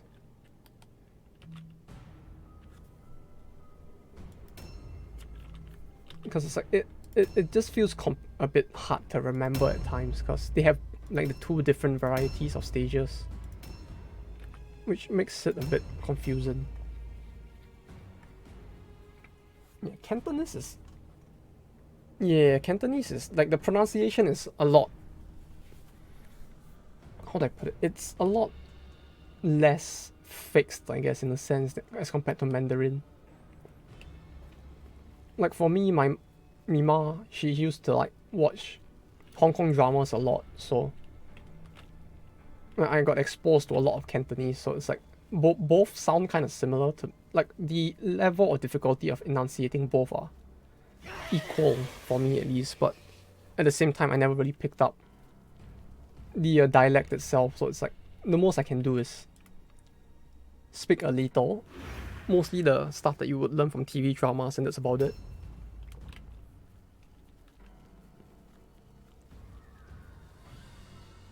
So basically just a lot of how to scold people in Cantonese, I suppose you could say.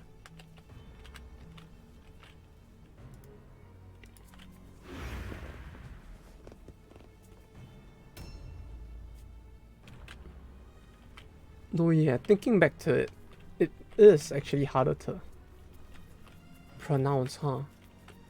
Because like with Mandarin, the enunciation is more based off pinging, which is like it's more fixed as a result, whereas with Cantonese, it typically feels a bit more fluid in that sense. Although I'm not too sure about the exact details of the difference between both.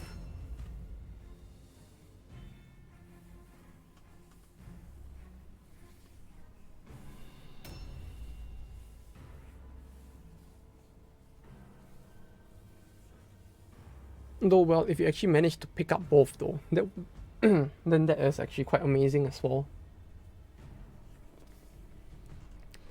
As it is, like picking up Mandarin itself is probably quite complicated, I would think so. Picking up Cantonese as well on top of that would actually be really quite amazing.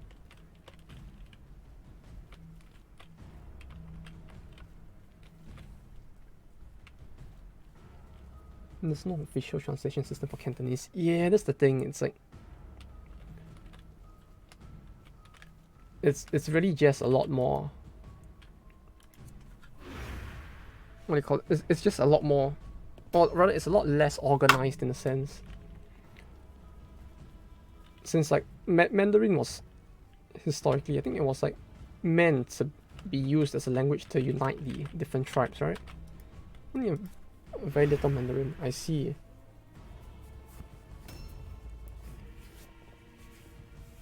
No, I mean, well, at the very least, it sounds like at the very least you picked up more than enough to be able to do most of the feng shui related like jobs, inspections. I don't know what you call it. Visit. It's in like most of the work related with it, which is really quite impressive. That it exactly it really was, huh? Oh, that's interesting. Yeah, never really thought too hard about it, but it really does feel like it was meant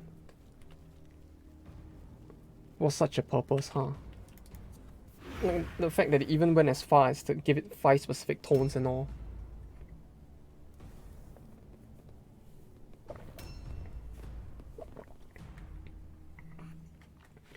It just makes the region feel so interesting as a result, because like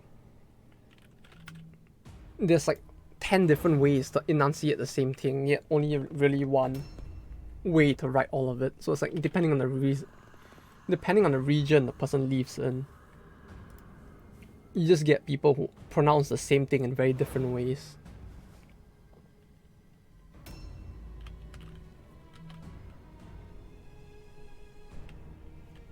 I don't know. I always found that in and of itself to be quite interesting.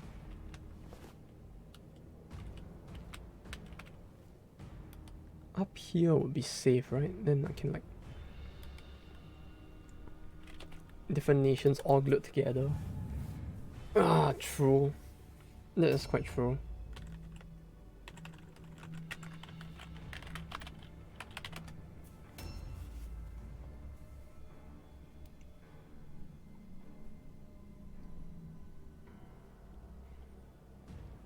Especially with northern China in particular, like it just feels like a melting pot of different cultures that somehow just ended up being the same state.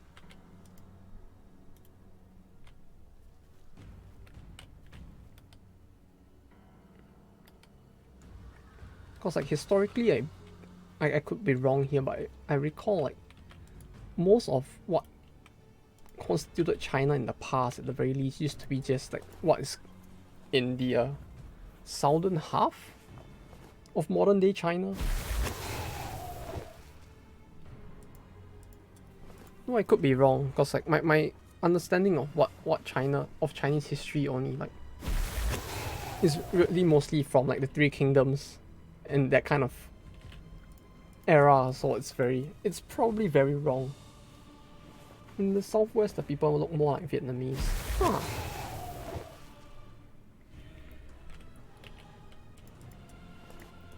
If that's the case, I'm even more surprised that the country is as united as it is.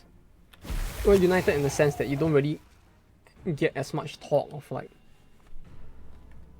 different cultures trying to break away and like get independence.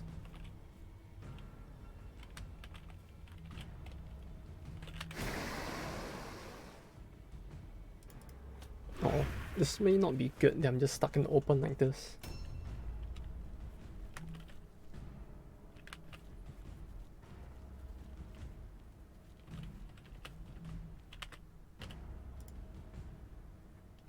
Like this, maybe.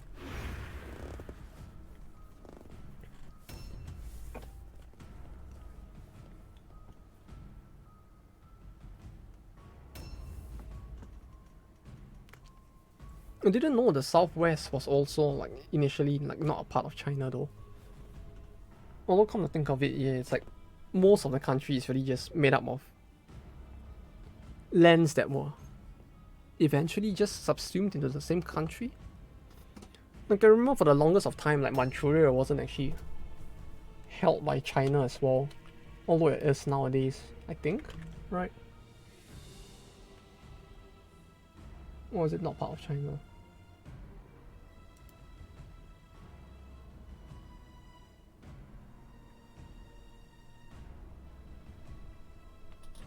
Northern, yeah, it's okay. It is northeast northeast China. Like there were a lot of lands like that in China also. I remember as well. Always make sure your units have good leadership and recommend using pendants and not helmets. Got it. Yeah, ever since you initially mentioned it, I've been slowly transitioning from using helmets to pendants. Bit by bit, at least. I've been trying to. Because being able to survive the all-alone checks really does feel a lot more important than trying to get through the trying to reduce that like barely 5% damage that the helmets give. Nowadays I'm only using helmets at the early game before I get the pendants. Like it's mostly I'm mostly just using it as a stopgap before I get it. Yeah, it sucks so bad. Like it is so. I really wish I knew like how the mechanic itself worked a little better, cause like trying to prevent it is one thing, but like I mean trying to resist it is one thing, but trying to prevent them from reaching that situation in the first place is something that I don't really understand. Because sometimes it feels like I have a second character who is like within vision of the second character, and yet he still suffers from all alone. So it's like I don't really get how the what causes them to go into all alone, I guess, or to trigger the dice roll to begin with.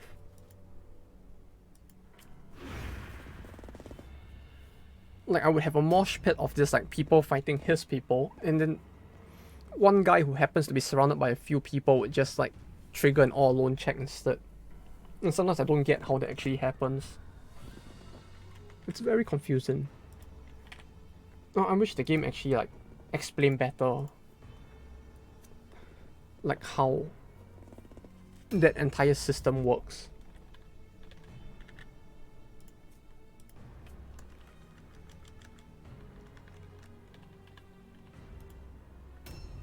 Oh.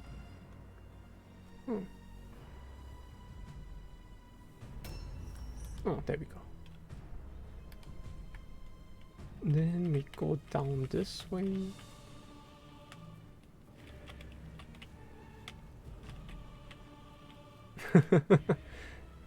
I see. It really is that complex, huh? I see, I see. Like sometimes it just like triggers all alone checks and I just get so confused in those. So nowadays I try to avoid it as far as possible, but at the same time I sometimes feel like I'm being very overly cautious to try to not trigger the all alone checks at times.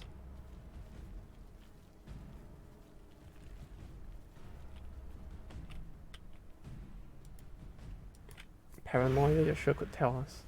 Paranoia? Is he one of the like top players? A new round has started.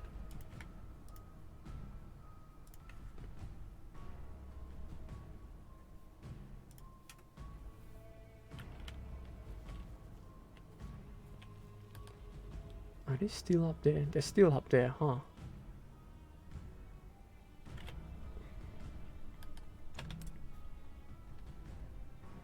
Must be below the threshold to be retreated from battle without extra penalties. Yeah, but at this point I just feel like retreating because they aren't actually doing anything either. The AI is just standing at their cart. Like it's been like what, 2 turns? And they haven't even moved at all. Right? Like, he is here, he is here. A very expensive rework of the game, I see.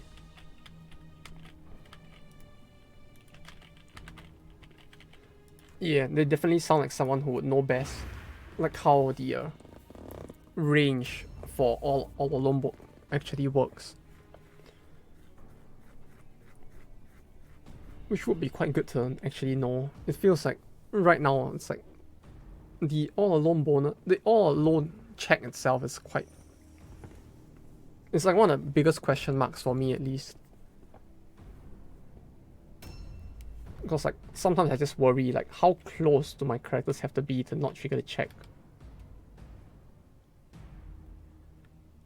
You are here. Oh, going up will put me like here, which is close to that guy. Which means I should delay for now.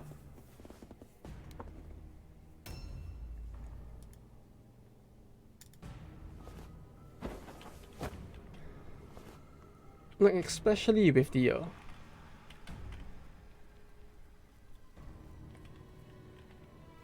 way the checks work, sometimes it's like it feels like even though I have people that are these what I would think is close by, the game doesn't seem to agree with that opinion. So it gets a little confusing at times.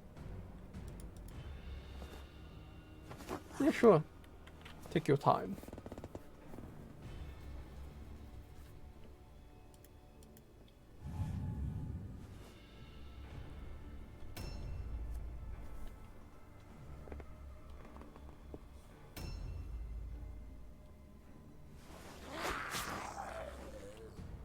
Theodore.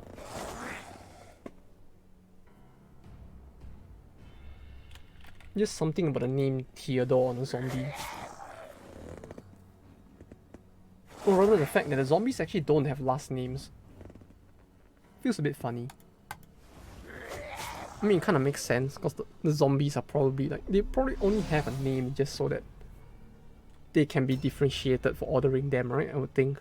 Law-wise at least, but it feels weird just seeing like characters with no surname at all. Like even with the rats, as corny as their last names are, at least they do still have one.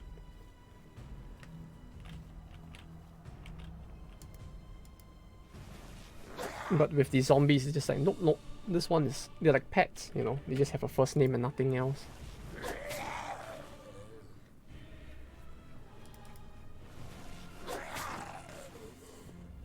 I guess it's the same for the ghouls, right? It feels like anything that can be considered a minion or like a very low tier undead would probably have no last name at all.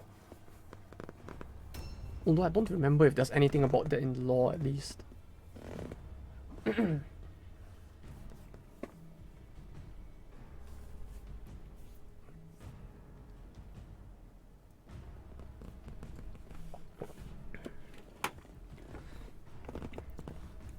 You can just pour some water right at the mic, right? Like this.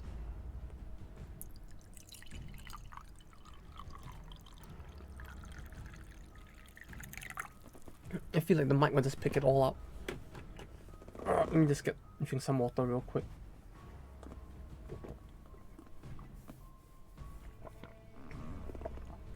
It feels like drinking coffee instead of water wasn't the best of ideas because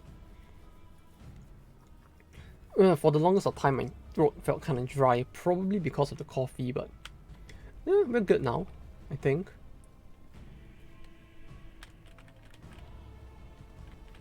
My throat feels a lot better than before at least. Just from drinking a little bit of water, so it really might just be that the coffee left it very, very dry.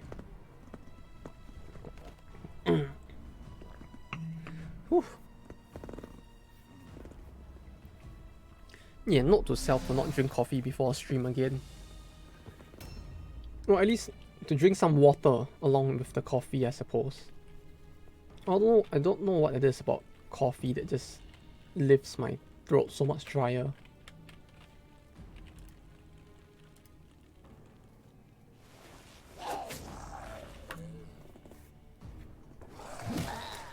Okay, sure. It's counted right into a crit, of course. Okay. Where are you? Alright, he was running towards the stone. Over here.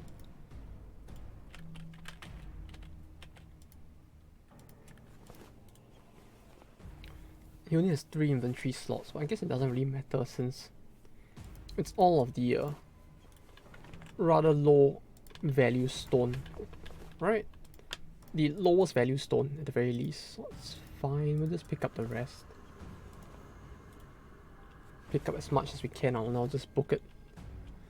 I get the feeling we're gonna need all of our power to deal with that one battle.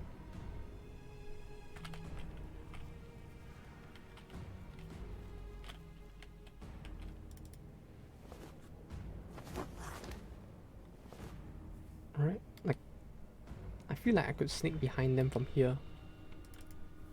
Just hoping they actually don't walk into this room though. It really feels like the AI has no reason to walk through there. Unless they had the power to see into the future and could tell that my mage was hiding in there. But yeah, we should be good, right? Not mage, the henchman? Rat is hiding in there. Yeah, I mean, either way, he shouldn't be able to tell at the very least, I hope. Although I guess we'll have to see. Though yeah, like with the Black Skaven at the very least, I can still keep him on a dodge build, I feel like. Since I can just build him to dodge and deal damage and crit instead of focusing purely on damage and tanking, but at the very least for the warp guard, I feel like I'm gonna want to warp guard? Is that what they're called?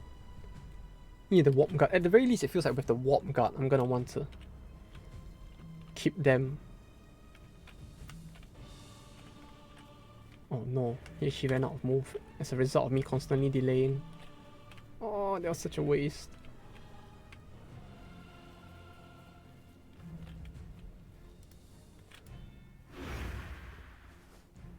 But yeah, at the very least for the warp guard, I would want to make them more tankies. What I get the feeling of at least right now. Like for the rest, maybe I could just like for the actual characters I want to use for damage instead. I feel like it's not too late to leave them as is, since it's only 1 or 2 guys. But at the very least for the newer peeps, I'm gonna want to give them more crit resist. And maybe turn them into parry tanks or something. Especially the warp guards. Right, uh-oh. No! Stay back! Stay back! Oh? Huh. She went for him instead. That was very low damage, what the fuck? She did like 20 damage. Like, is it just because she's using double daggers? I guess so, huh? 46. 46. Oh, what the fuck? Just crit twice. What's his crit chance? 27%. Yeah, it's like I could probably get it up to 37, maybe 40 by level 10, but I don't know how good it would be to get it that high. Well, like what's a good number? What is like an optimal number or a number I should work towards when it comes to crit? More in the sense of like, well, can I actually reach 80 plus? I mean, like 50+%? Is that even attainable? You know, stuff like that. I actually wonder at times.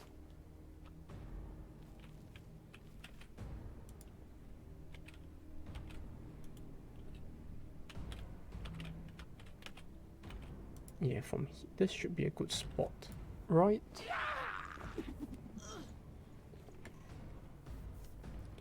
Look, I can kind of get a very good vantage point from over here, but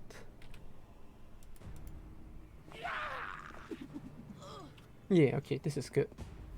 And they can't exactly easily get to him at least. Like, they could, run all the way over, but it's a long run if they do so. Oh, it's this guy I need to kill. It's so far back as well. It's just like, it's a little annoying to say the least. The fact that the zombies as well do not contribute to his morale drop is a little bit annoying, not gonna lie. But it is what it is, I suppose.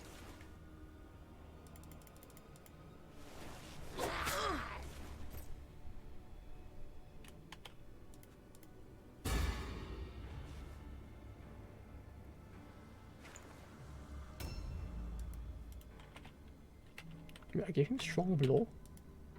Huh. Well, I guess it works in this situation, but why did I give this to him? No, I feel weird that I actually gave like the base warp guard like strong blow instead. But sure, why not?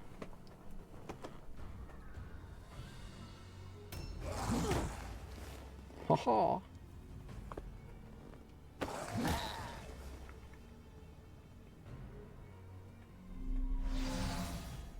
He actually got the parry in.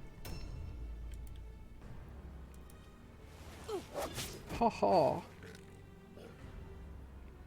Hey, welcome back. The undead have finally like started to appear. Although it took them quite a while to like actually like react to the fact that I've been standing here the entire time. I would have expected them to like actually roam the map as well, but they just stood there the entire time, so I've just been over here like fighting. Oh, he has a stupidity check, so that's why. Their lot is actually stupid. Oh wow. Ah, that's good.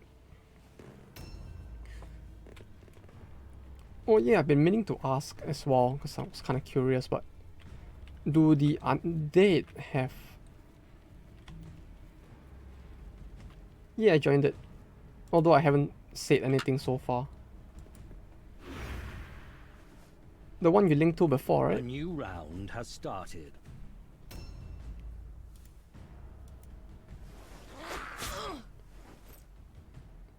I guess I should ask my questions there as well. It might actually be quicker. Because I was actually wondering, but do the undead actually suffer from like... I'm guessing they don't suffer from like fear and terror, but do they suffer from all alone checks for the undead?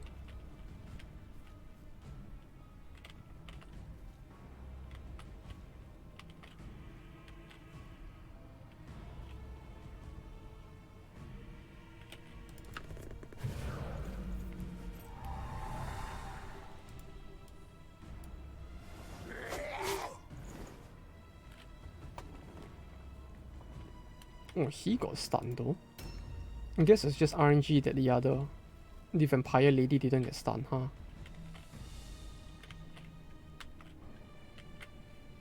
All the rest are immune. Wait, they're immune even to all alone checks, huh? Oh, that really is quite terrifying. Like, I could understand them being immune to fear and terror, but I didn't know they were immune to like all alone as well.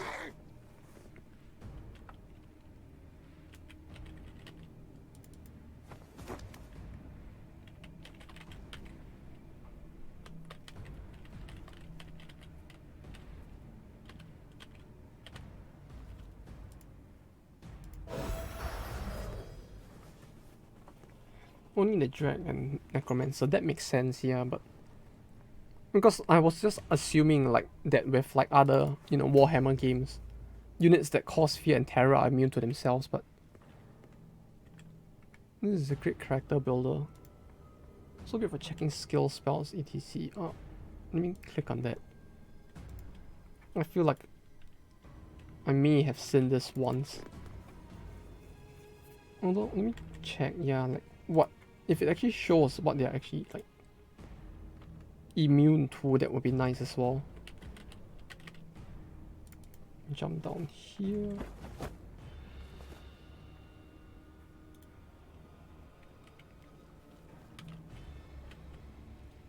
perks, unwavering, immune to all alone fear and terror tests. Fuck. I can see now why people are saying okay, that makes it, I guess that adds more sense to why people say the undead kind of like counter the Skaven as well. I mean, it's like if they're immune to all of the checks that the Skaven would kind of want to cause to the enemy, it kind of makes sense why they kind of counter them to some extent.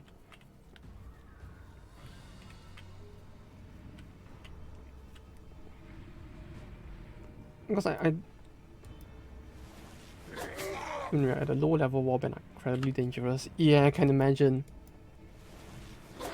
The fear and terror that they cause alone is so fucking debilitating.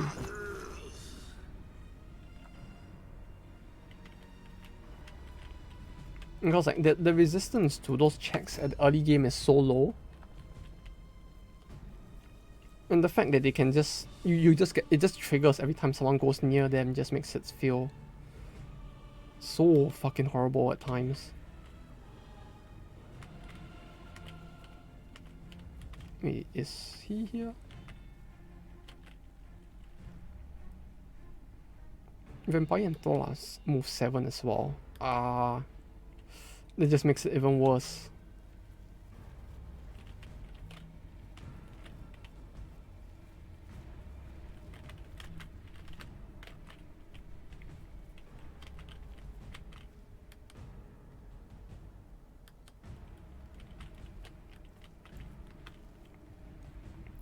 Wait, where the fuck is the necromancer? Like, is he up here?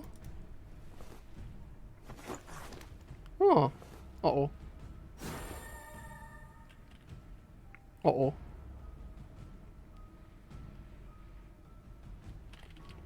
Can't disengage this, can I? Ah, this feels fucked.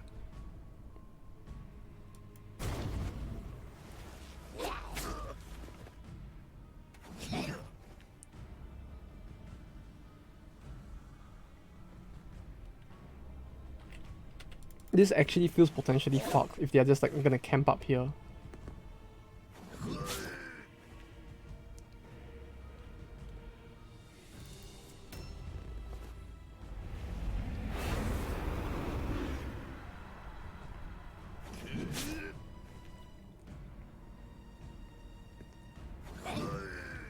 Although that really makes it sound like the vampire and the thrall are really just... I guess it makes sense that those two are like basically the carries, right, of the warband. Although it's just quite annoying that like it really feels like they just have so much going for them.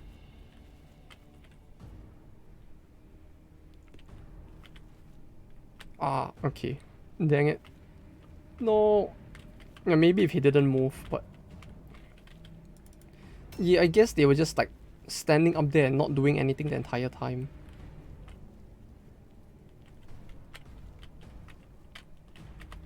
Is there even any other way to get up there? It feels like that's the only way up, so it's like... If it is the only way up, that's kind of fucked, isn't it? Like... I would literally have to send in like everyone one by one to deal with them, right? A new round has started.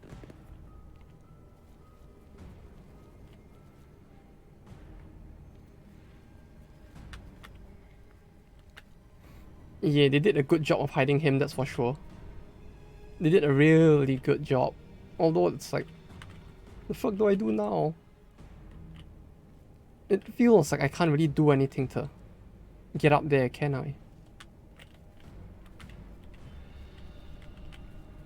Because I have to kill the mark unit at this point, because like, even if I kill the zombie wherever the zombie is, it wouldn't cause them to rout, right? Oh wait, no, I could just go to the... Oh wait, no, I don't have to kill him, right? I could do the other thing, alright, I forgot. Not the stories.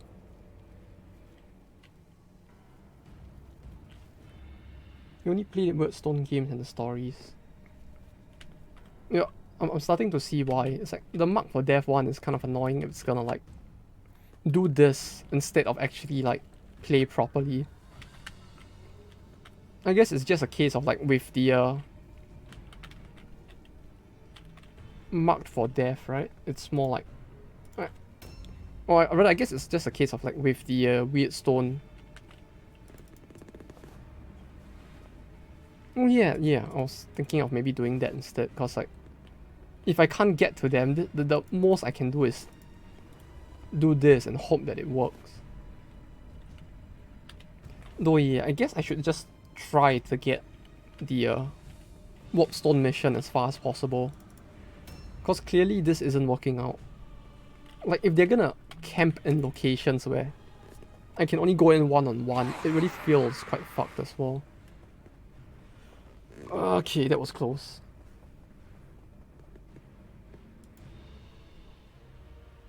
It's a good thing that actually worked. It feels like if he had too many characters up there, it would have just been a GG straight away. Kill, crush all enemy. Steal, snatch much wordstone. Murder Lord will be happy pleased.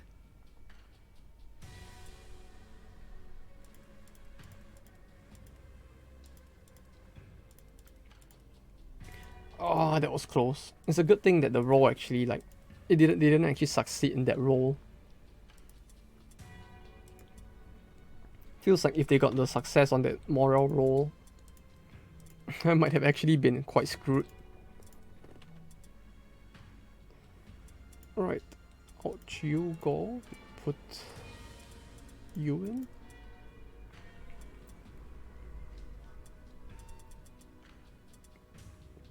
Maybe I'll get one more warp guard. I can put like Verminkin, like 1, 2, and then I'll put in one more hero, and then I could potentially get a full warband for the story missions.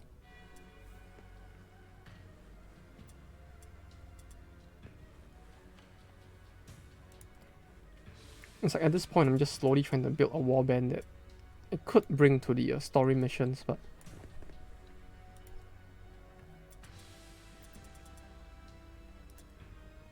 yeah, and that is the main thing I'm suffering from right now.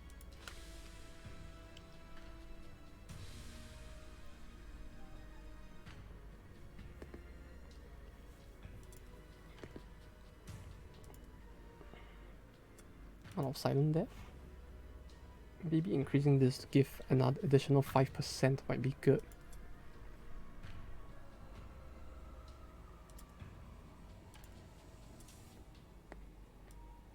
Alright.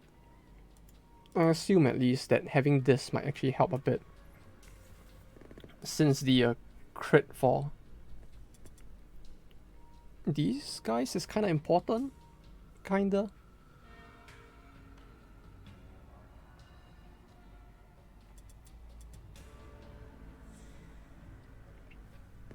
Like, if I can get 3 more accuracy, even I mean his level is capped, so it's like, but that means if I maxed accuracy instead, I could have gotten it to 25%, 35, 45.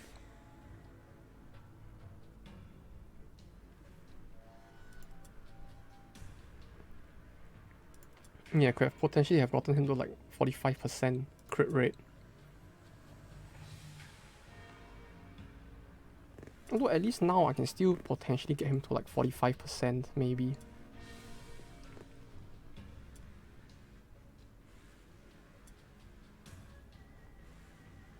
Increase melee damage.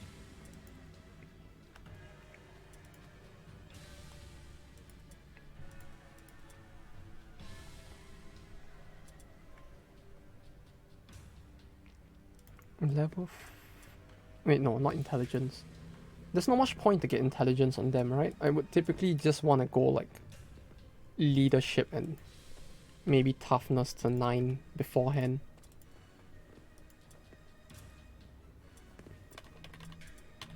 At the very least, for the rats, it doesn't feel like I need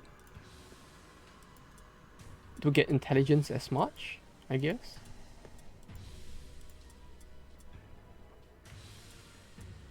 Pendant. No pendant.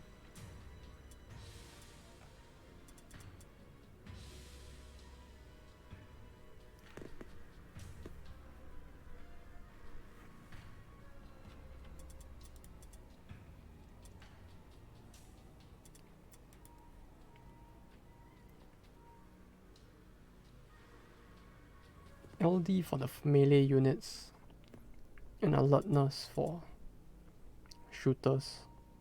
Increases range resistance by 1%, increases initiative. Which reminds me, is perception actually useful? Like, I always see that one cost perception button there, but it might just be me not knowing, but it feels like I could never really see a situation where I would actually want to use the alertness button itself.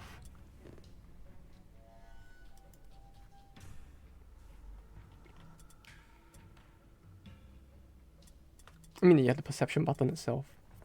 Huh, okay.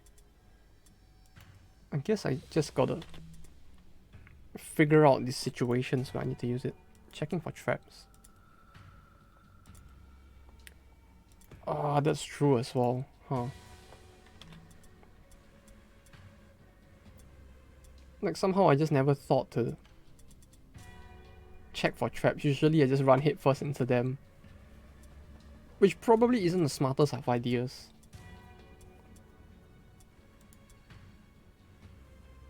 Yeah, I should start checking for traps instead of just like running face first into them. That's probably not a very smart way to play this game.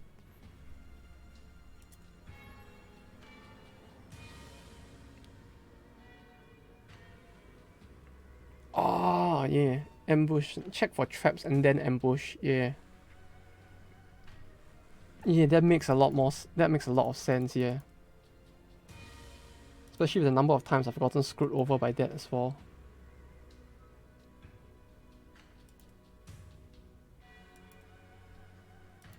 How much is this in weight? One of these is how much weight? One of this is 15. 15, so 15, 30, 45, 60? 75? It should leave me with 275 left. Right? Yeah, okay, I still have enough left over then. And I can get more money.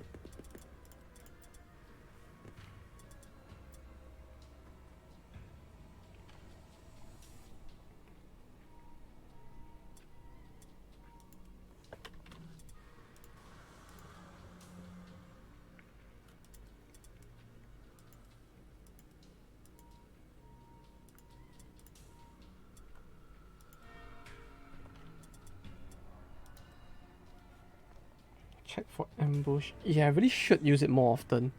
Like, I always I never think to use it, although it feels like it's actually kind of useful.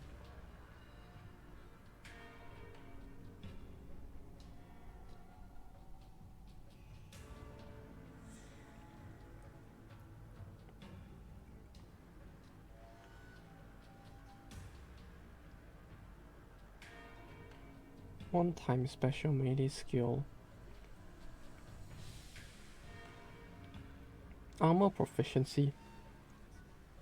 Strength best in 3, 6, 9, or 12. Oh yeah, I might also just give him 1 since his agility is at max for the Verminken. Got it. Yeah, I'll give him strength 3 then.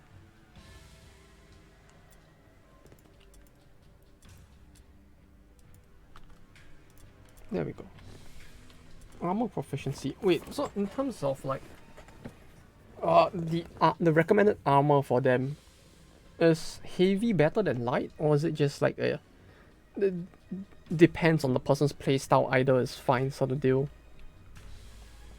Because my assumption has always been that since the rats are kind of lightly armored, since the rats are so like sneaky, that like heavy armor wouldn't be the best thing I should give them, but I don't know if that's actually the case is the thing.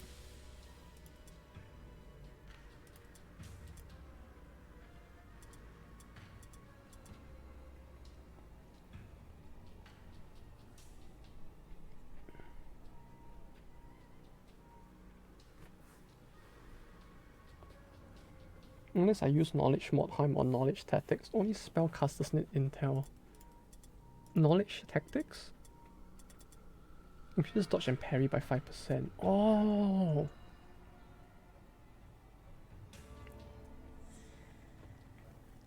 This might be useful as well, huh?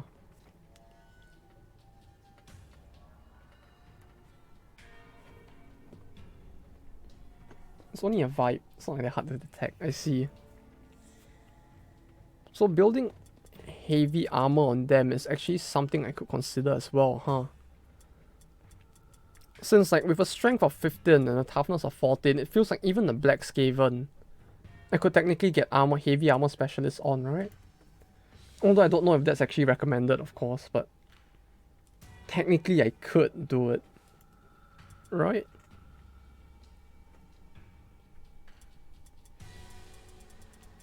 The only thing now is I'm not sure like what would be the best way to build the Black Skaven, cause like I'm starting to feel like I should build the Black Skaven to be my main DPS, but like this guy is obviously not going anywhere. Warp Guard upgraded to heroes can. Oh yeah, they can't. Oh, that's unfortunate.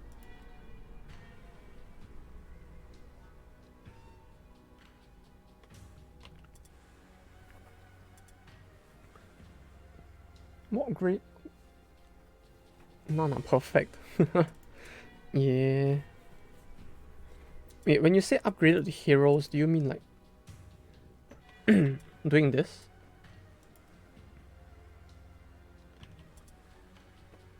Can I wait, upgraded to hero? I can upgrade units? Wait, that's actually a thing?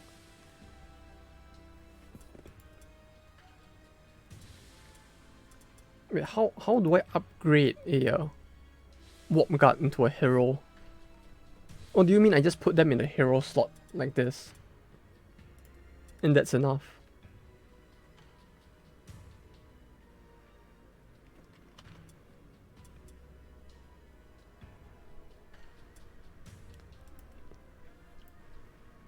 He has a skill called Lad's Got Talent.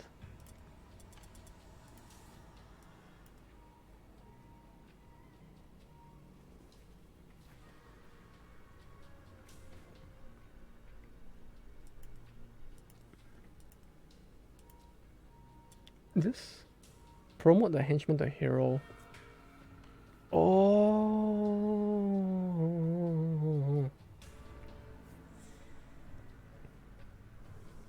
I lost training or skill. Promotes the henchman to hero. Oh, this was a thing. I never knew this was a thing. Fuck, I should have looked more. I really should have looked into it a lot more.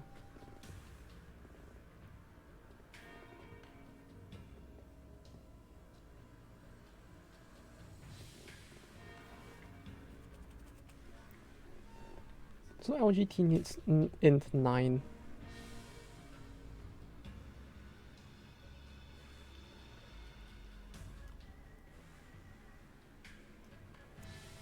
Okay, so what I would want to do is to basically has 1 times each woman has 1 that's got talent. I see. Ah, that's interesting. Okay.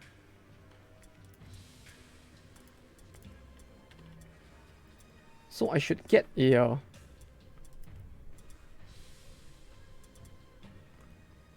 Warp Guard to slowly level up to. I'm gonna actually need to plan this out a little better if that's the case.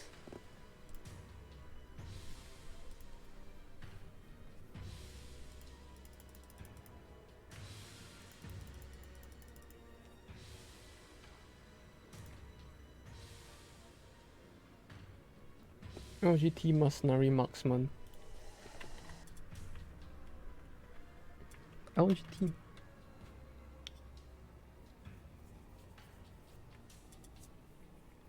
Oh, that's so interesting. I didn't know they had this. Mercenary marksman is amazing. Huh. Wait, so each warband can only use it once, is what you mean? Or do you mean like I can only have one concurrent character with that skill?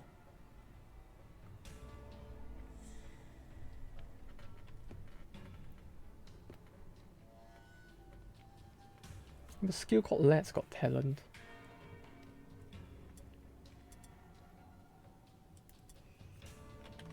Oh, that's so interesting. I should have checked earlier. One category of henchmen per warband has it. Ah, okay.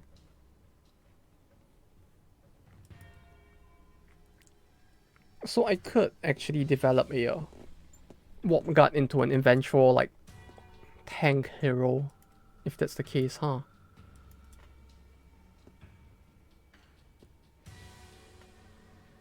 A max of 2 of each hero type.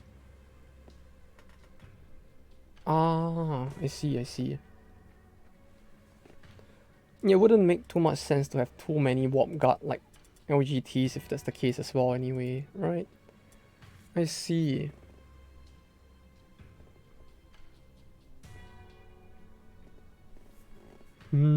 This is interesting. This actually opens up quite a lot more windows as well. Okay.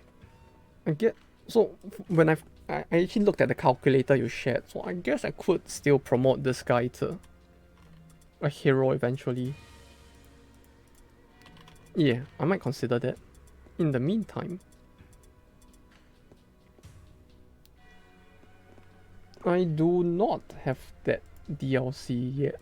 I was considering getting it, especially now since Steam Summer Sale.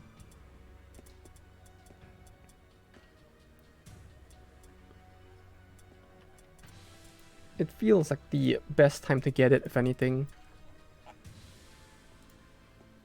Since it's not really very expensive to begin with. And with the, yeah, actually, yeah, it's not that expensive to begin with. Maybe I should get it.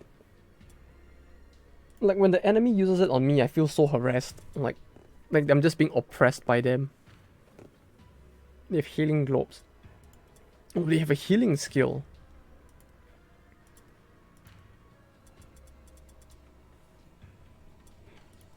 Huh.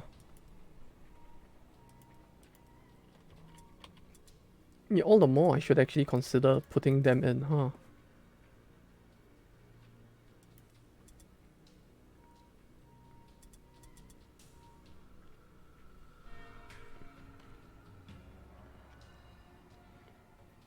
Most undead are immune to poison, but the other warbands are not. Yeah, I've heard that there are quite a lot of people who play like poison builds with the Skaven, although that was something I never understood too well. Like, I should probably get this or something, right? No, was it this? No, it was the not that, it was this, right?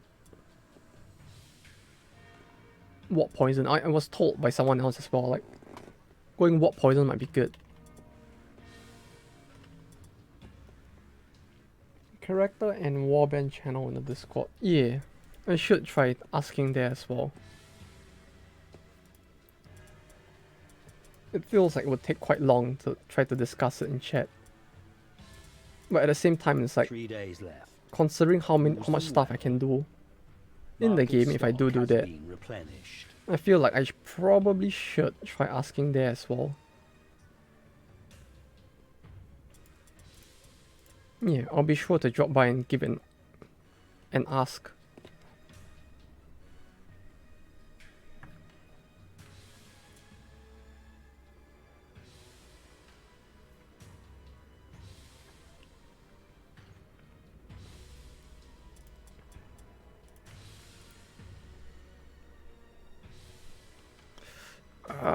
Yeah, I guess I could do this one. I kind of don't really want to do like Mark for Death after that last run, but really doesn't feel like there's anything better. Yeah, sure, I'll do this.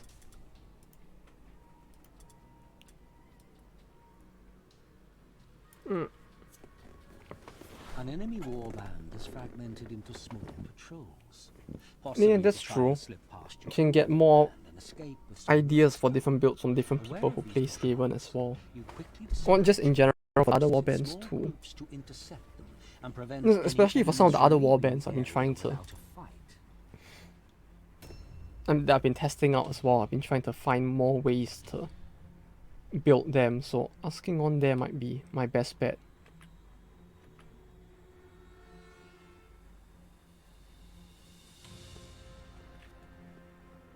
No DP, especially you want to keep some enemy alive or you get all the stones and loot. I mean, maybe not, but it sounds very practical at the very least.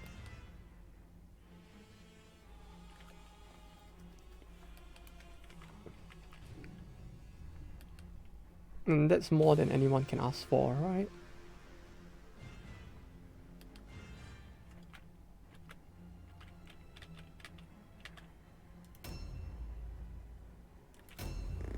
It really does sound a lot more practical to do that than to...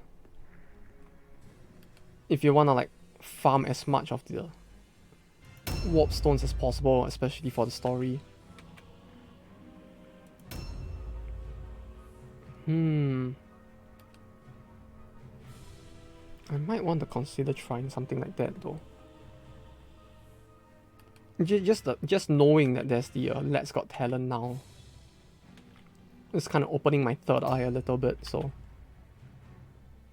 It helps to know.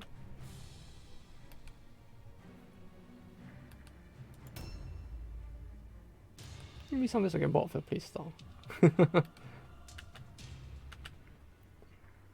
No, it depends on the person, I guess. Like, it's very cool seeing like warbands that like just survive, like with like overwhelming survival. So at the very least, it was interesting to me, at least. Like to just see the fact that the warband just gets through the battle almost completely unscathed most of the time.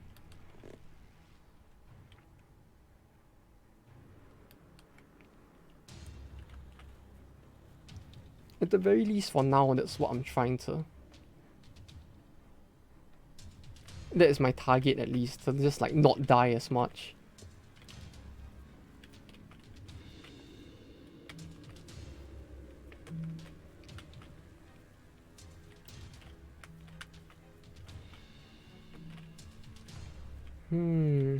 How do I get... Oh.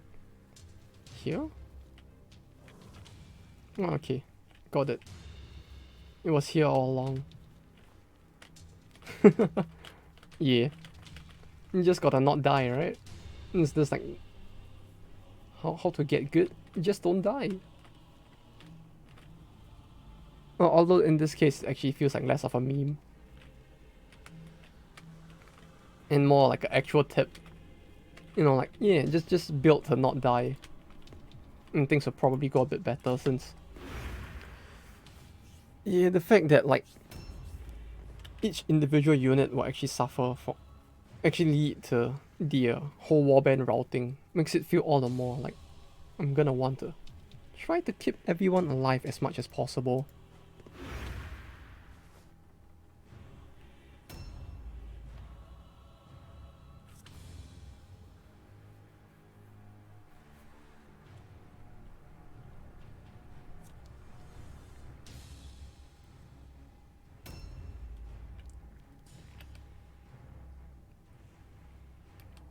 Though yeah, recently I've just been like reducing the size of the warbands in general as well.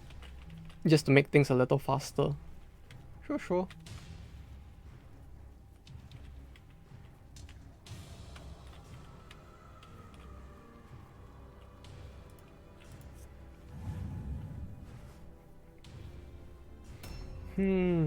Sneaky rats.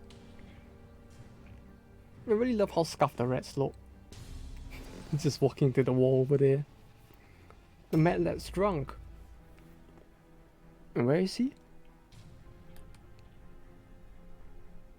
Oh no. Oh no. Yeah, I really need to get the verminkin across the bridge. As soon as possible. Oh no. Wait, what? Oh, sure. I don't know where that drunk fellow's going, but sure. Why not? You're drunk, homie. Go home.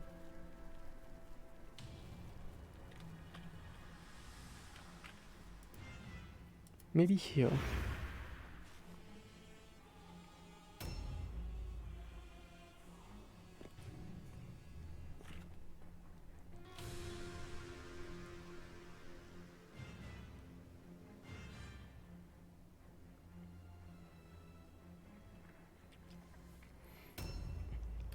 As much as I love how wretched the Skaven look, I really do wish they were a bit more... that we could get a bit more variety in terms of the character customization for them as well.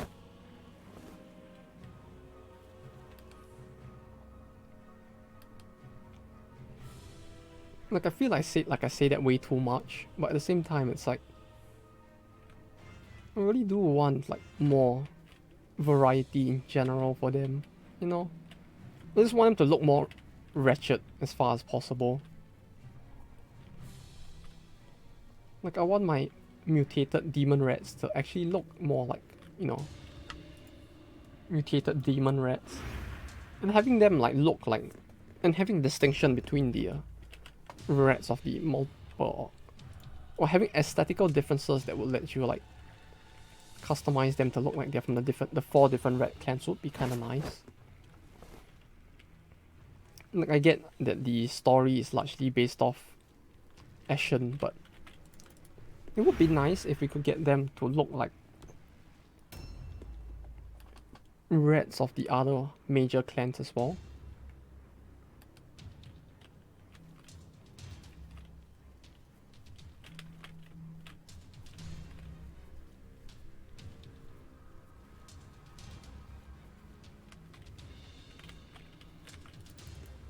Like, I would love to have like Clan Pestilence looking rats and so on and so forth. Although I feel like I say that too much as well.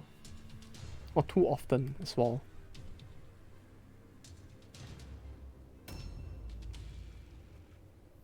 I don't know. I just really wish there was a lot more customization for the aesthetics of the characters.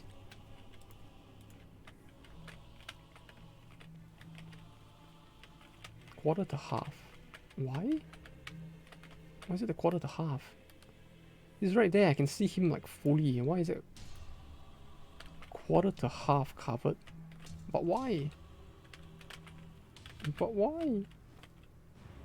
Game, explain this to me.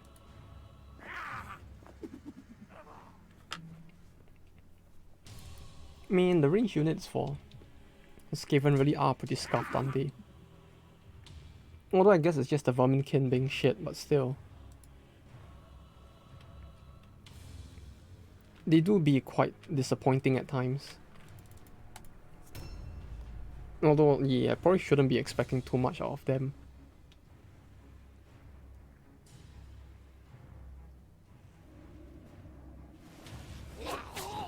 Oh? Where are you? Oh, they were the isolated 2 Verminkin, huh? Oh. My nom. Oh fuck, there's a lot of damage.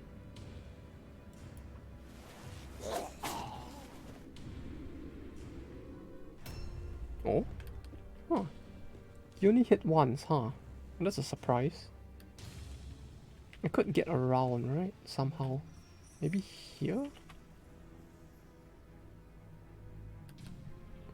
I jump down and I can kind of get over there, but... if I could get into the house behind him, that might be even better. The only question is how. Sneaky, sneaky.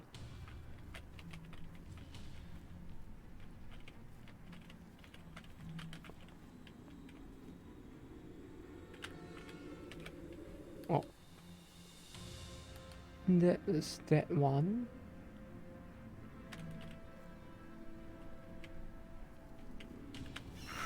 Oh, fuck. No.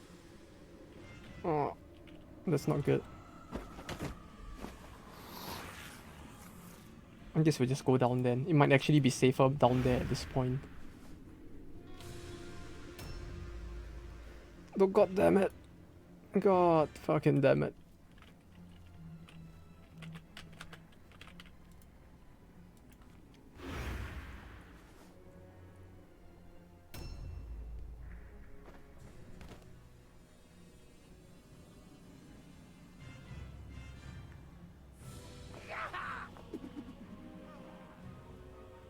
Hmm. Oh, he finally unstuck himself, huh? Uh-oh. No, no. Stay over there. Oh, no. Oh.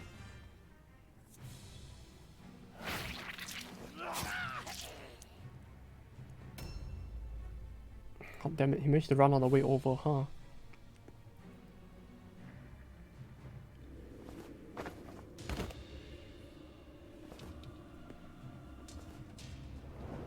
Uh-oh.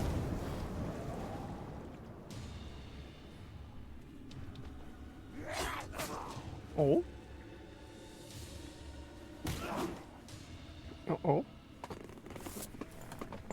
Oh, 1 second. It seems a package arrived. Yeah, give me 1 second.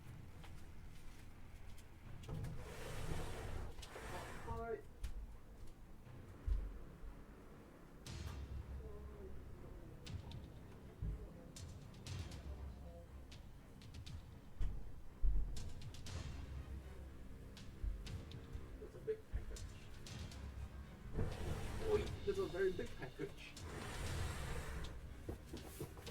Alright, I'll open it later. Alright.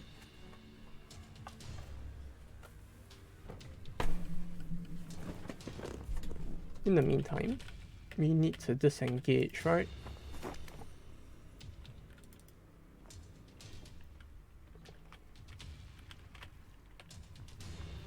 Why is he covered? What is covering him?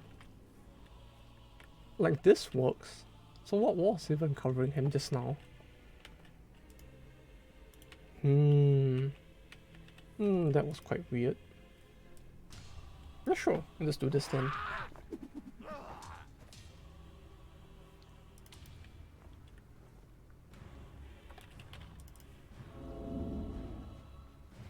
Oh, he failed. Okay. Although I guess I didn't actually really increase his stat that much to begin with, so it's kind of understandable, I suppose.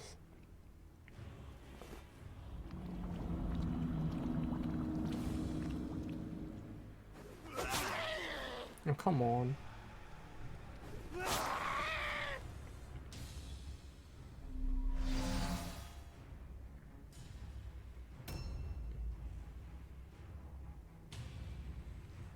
That crit though.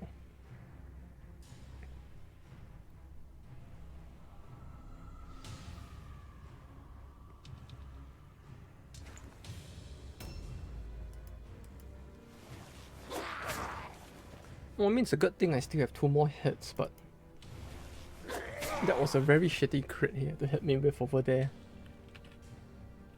Because I get the feeling this guy is actually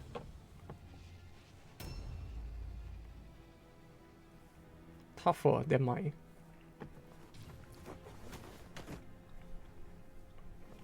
Black Skaven over there, so this might be a problem.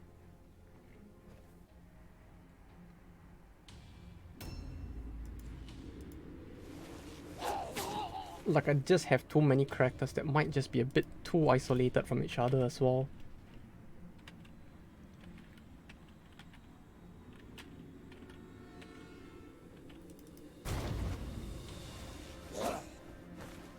Okay, sure. Maybe I should save a point for the parry though. Where are you? Who are you? Oh.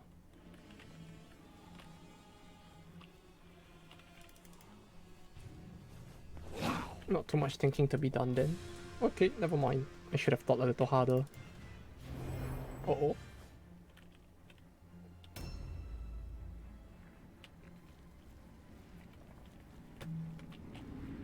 Okay, so I think I have most of that guy's units like tied up somewhere.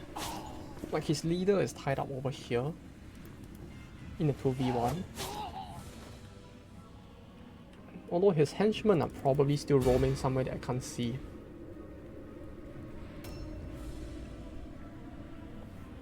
It's just that his heroes have been tied up here and there.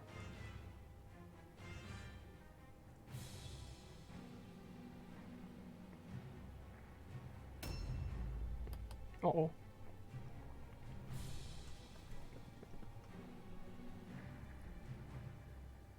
A new round has started.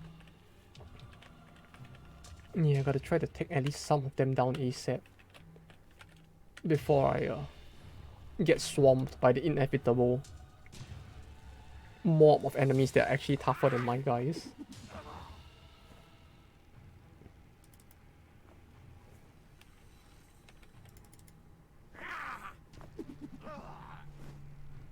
Oh, that actually helps. Sure. Alright, we have a chance. We just need to kill him as swiftly as we can. Swiftly!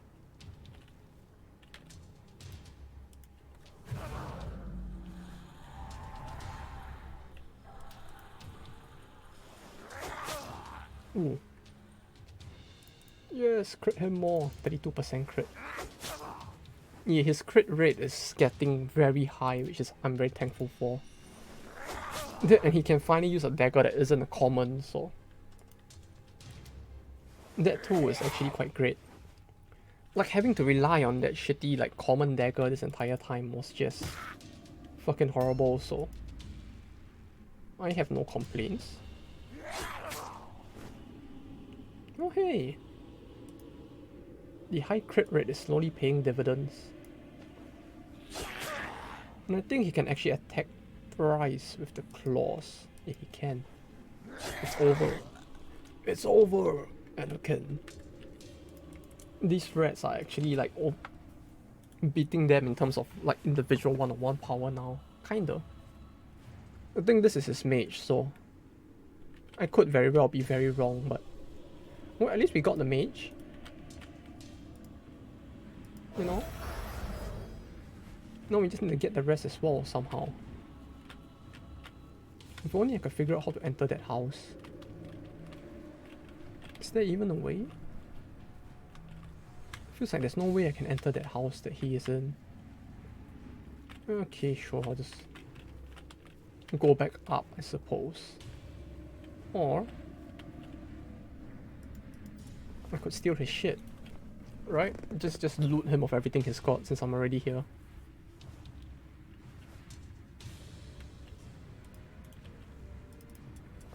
Ooh, that's actually good. What do you know?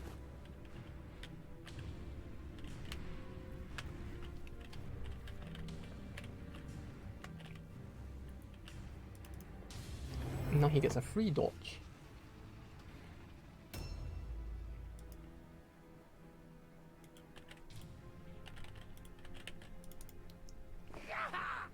Oh, oh, there we go. That's one down. No, this is outstanding. What the fuck? No, who? Dorga and Faust.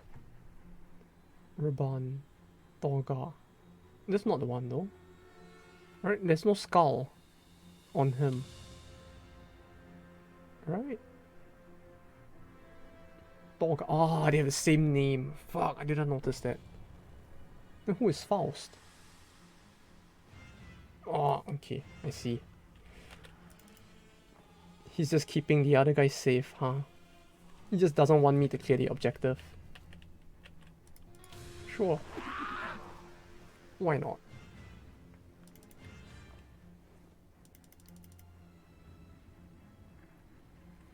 Uh-oh. Uh-oh.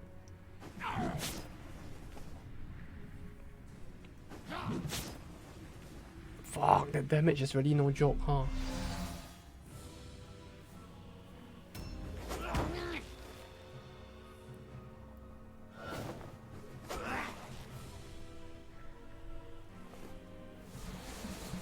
Idol of Pestilence. What? You're gonna use an Idol of Pestilence on a rat? That's illegal. It doesn't really feel like it's worthwhile to use it on a red either, but sure. Maybe in this game's world it is, right?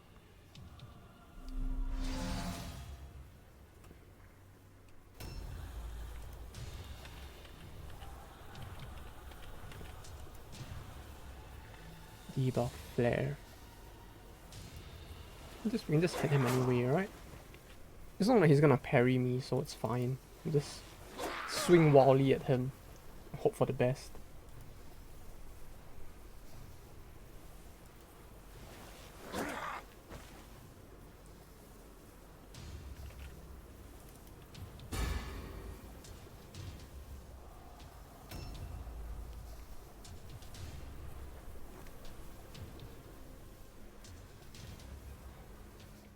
No, the helmet that guy has is really cool, I have to say. Oh.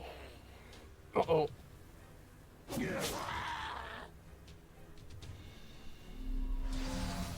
He's actually trapped. He's actually trapped in there, oh no.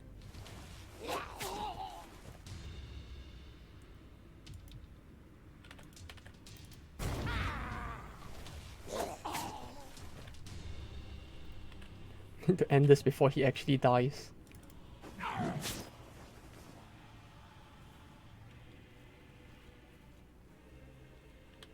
I guess I can forcibly retreat him doing that.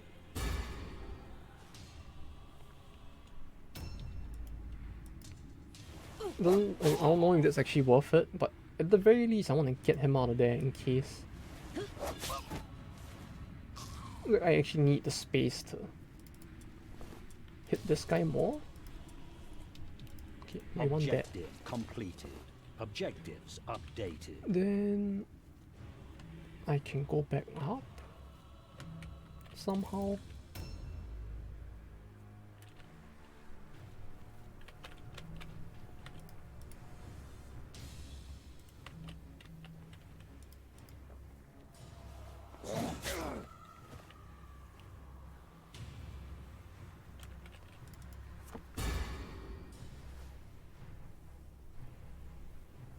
Oh no, oh no.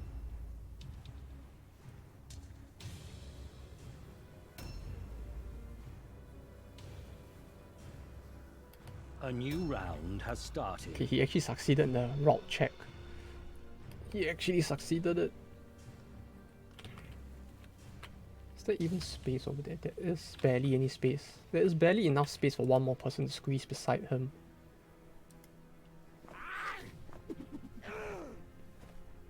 So I could try squeezing someone beside him and hoping for the best, but I don't know. It seems a bit iffy, the amount of space over there.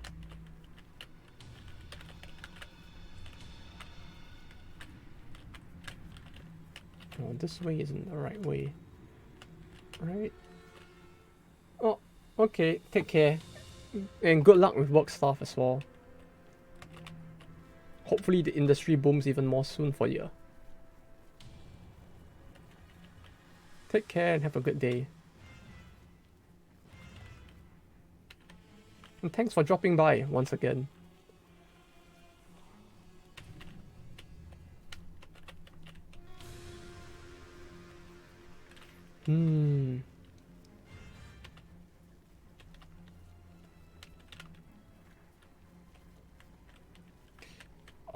How do I do this? Is there even a way to get all the way over there?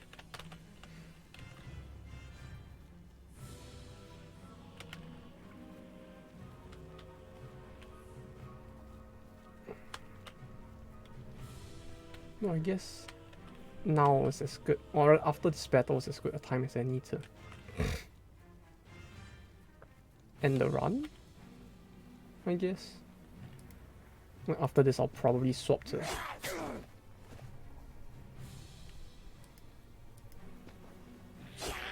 Scarlet Nexus for a bit. We will see how it goes.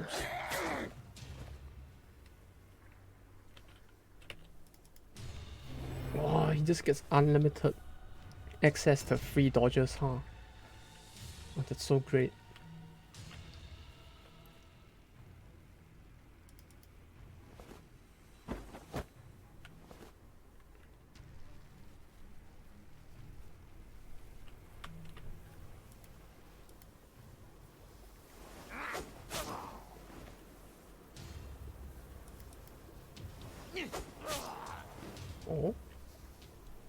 Yeah, he's really becoming quite tough, I have to say. I'm quite happy now. Especially with this new dagger, like, just the change in dagger alone has made him so much more, like, effective. Ooh, armor bypass. I don't think we need this token, right? Yeah, we don't.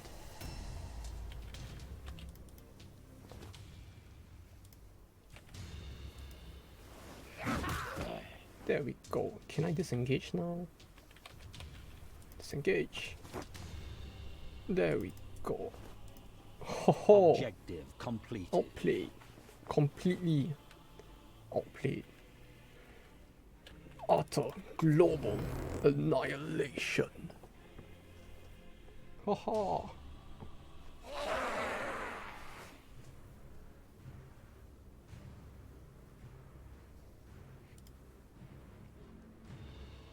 Yes. Oh yeah, I guess I'll end off Brilliant, Mordheim clever here for village. today. Leads I'll warband to take a quick victory. break and then I'll come Crush back all enemy. and we'll do a Steel snatch Scarlet much Nexus until I end the wordstone. stream for the day. Murder Lord will be happy, please. Outstanding. No, yeah, I guess I'm gonna want to Outstanding. do a bit of the grinding off Nice stream as well, I suppose. Remarkable. Outstanding. Because there isn't really much of a lore to follow along with, right?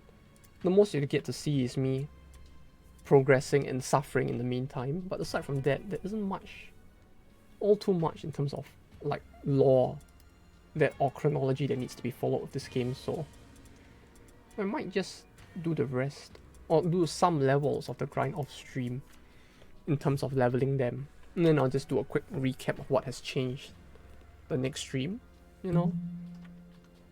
At any rate, it seems like gear wise we are quite spicily set right now, so all is well.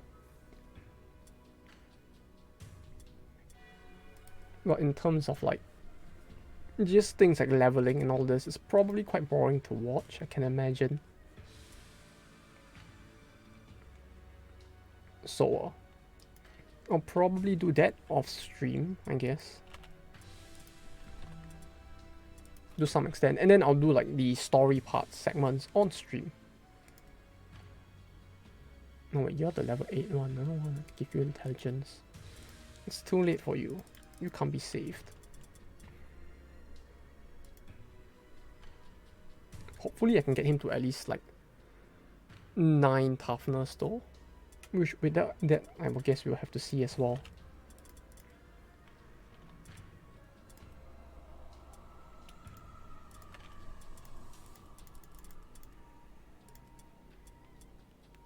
Night Runner, toughness, strength, toughness.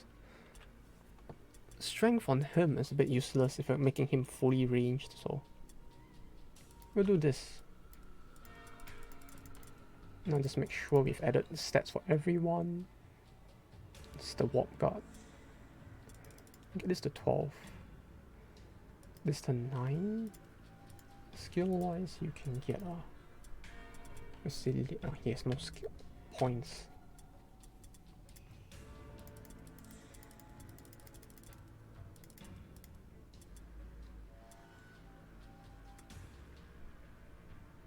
Though, yeah. Let's say we're about stable for now. Right? Everything's good.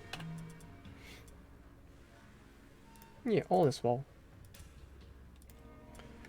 I shall end off more time here for today.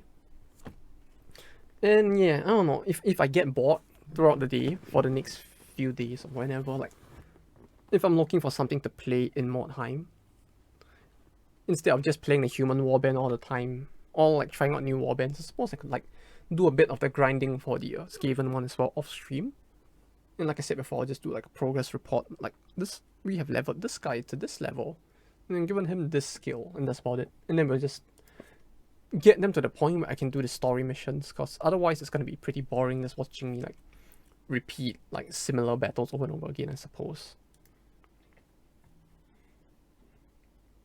Oh yeah, okay, I'll be right back.